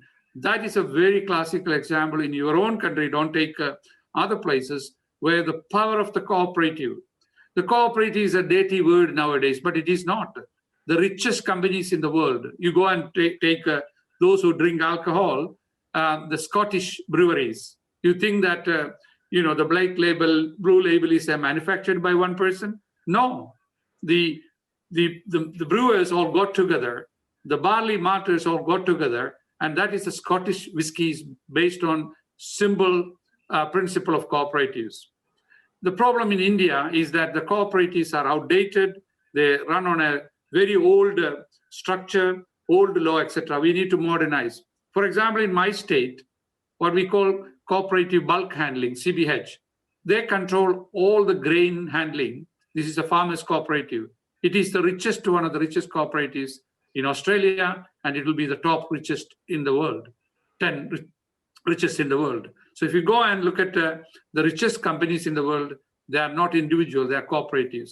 So going back to your question, only way if that group of farmers collectively produce and decide what to produce. If I'm producing bitter gourd, other person may produce a snake gourd, the other one may produce a pumpkin or brinjal.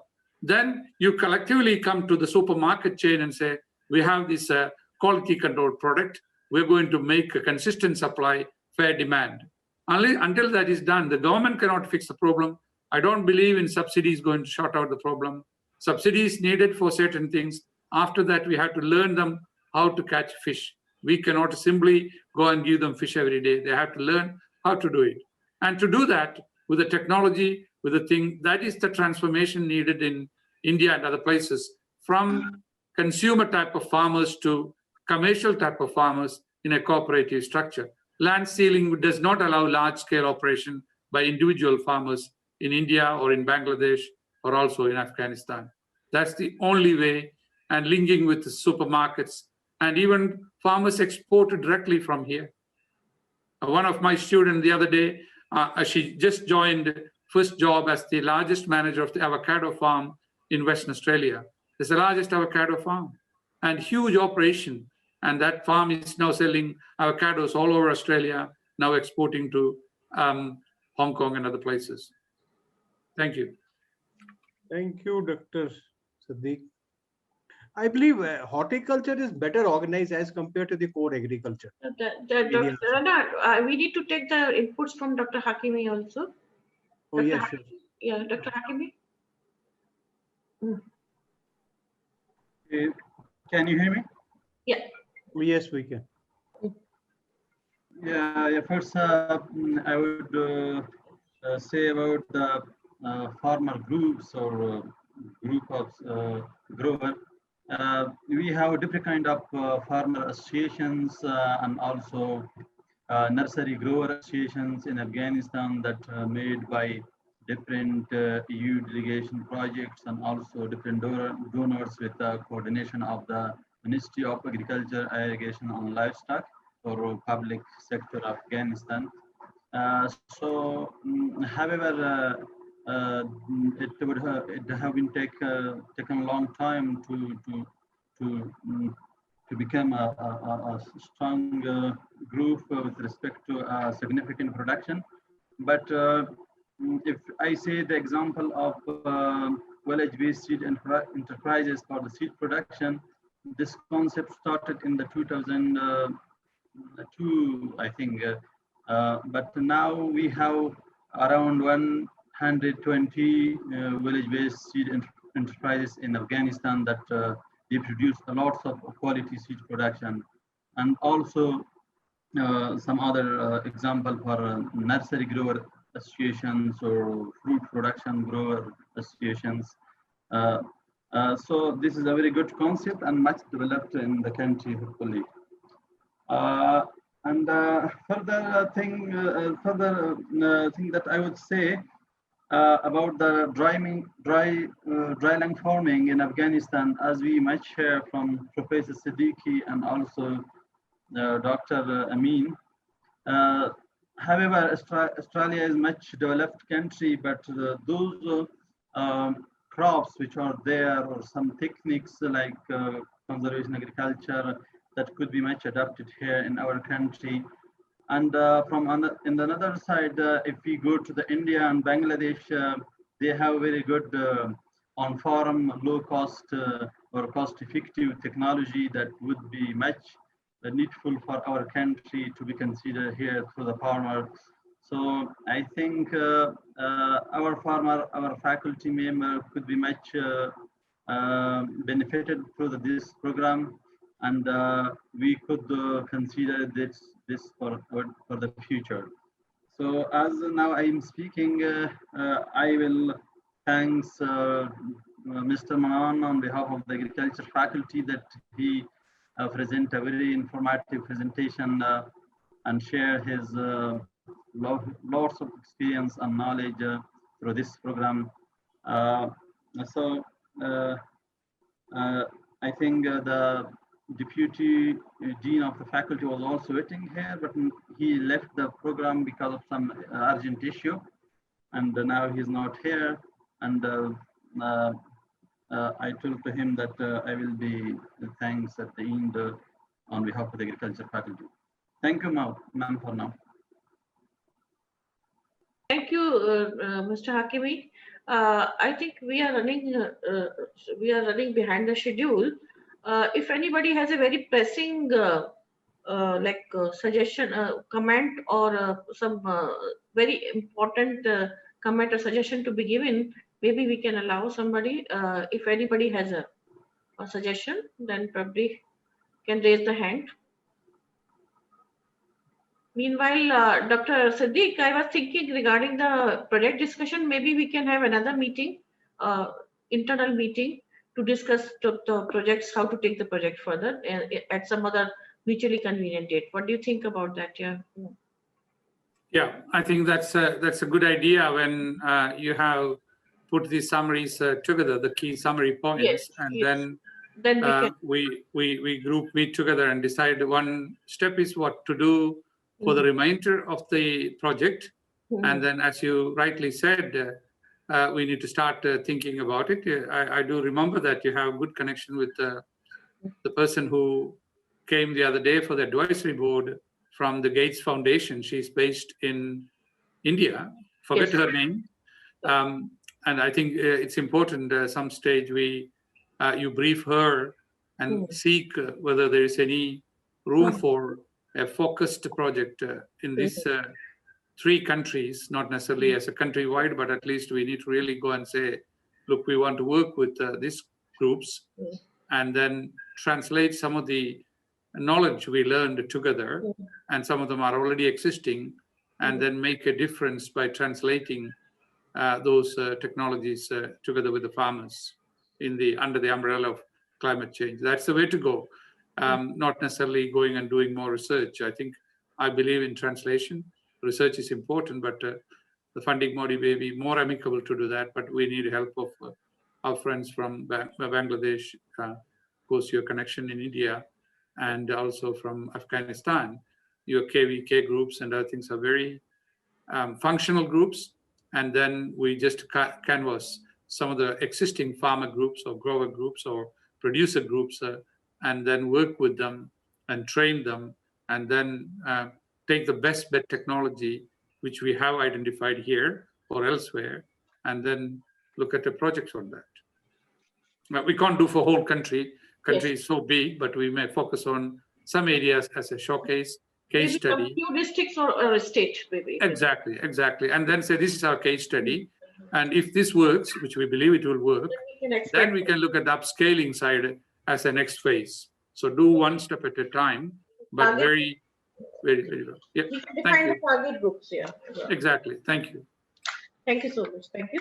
So, thank you so much. If anybody has a suggestion or something, we'll look forward that. Maybe you can drop an email, or you can just send through whatever you wish. So before we end, I would like to thank everybody for taking out their valuable time to this project and making this project very meaningful, especially Dr. Siddiq, Dr. Amin. Dr. Amin had to leave for some important meeting, and Dr. Abdul Rahman, Dr. Saleh, Dr. Mr. Hakimi, Dr. Antil, and also Dr. Abu Garib Hasib, and Dr. Sohela, and also the DG for taking his time and coming to participate in this meeting, and all my colleagues, all my faculty members, students, and everybody who has participated in this meeting. And the discussions were really very meaningful, and we are now more confident than what we were during February 2020 meeting.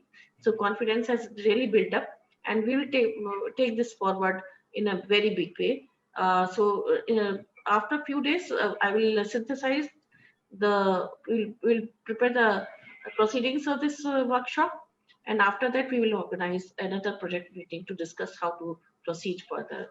So thank you everyone so much. So on behalf of my founder president, Dr. Ashok Chauhan, Vice Chancellor, Dr. Atul Chauhan, Vice Chancellor, Dr. Balvinder Shukla ma'am, on my personal behalf, I thank you everyone, and on behalf of all my partners, I thank you everyone for making this workshop a very grand success. And I hope that we will keep working together, and we look forward to more opportunities to work together, maybe in a bigger network. extending to other institutions, other countries, and so on. Let's think about that. Maybe we can think about maybe some bilateral, some multilateral kind of things. So that is a thinking which we need to now keep thinking about it, depending upon the opportunity which emerges during this course of time. So thank you so much, everyone. Dr. Kuldeep Singh sir and Dr. Antil sir, I forgot to mention Dr. Kuldeep Singh, Dr. Dhanprakash sir, who is still here. So thank you, everybody. Yeah. On behalf of the team, we certainly thank Dr. Kaushik and the excellent team from Amity in organizing. And I thought, when we were thinking about it, we thought, how are we going to organize that? But I think it has been a very productive last 2 days. I really enjoyed, learned a lot. And I think we got the right pitch of people coming and talking, and that is within the project framework. So well done, and congratulations to you all, and let us continue our dialogue. And safe, everyone safe with the COVID, and especially that is one thing which affected us. We were thinking of having a talk on impact of COVID. In fact, I was going to prepare one from Australia, but then anyway, we can talk about that impact of COVID on food systems in each country. Could be something which we could think about. We can next series we can probably prepare it. Yeah. Thank you so much. Thank you, everyone.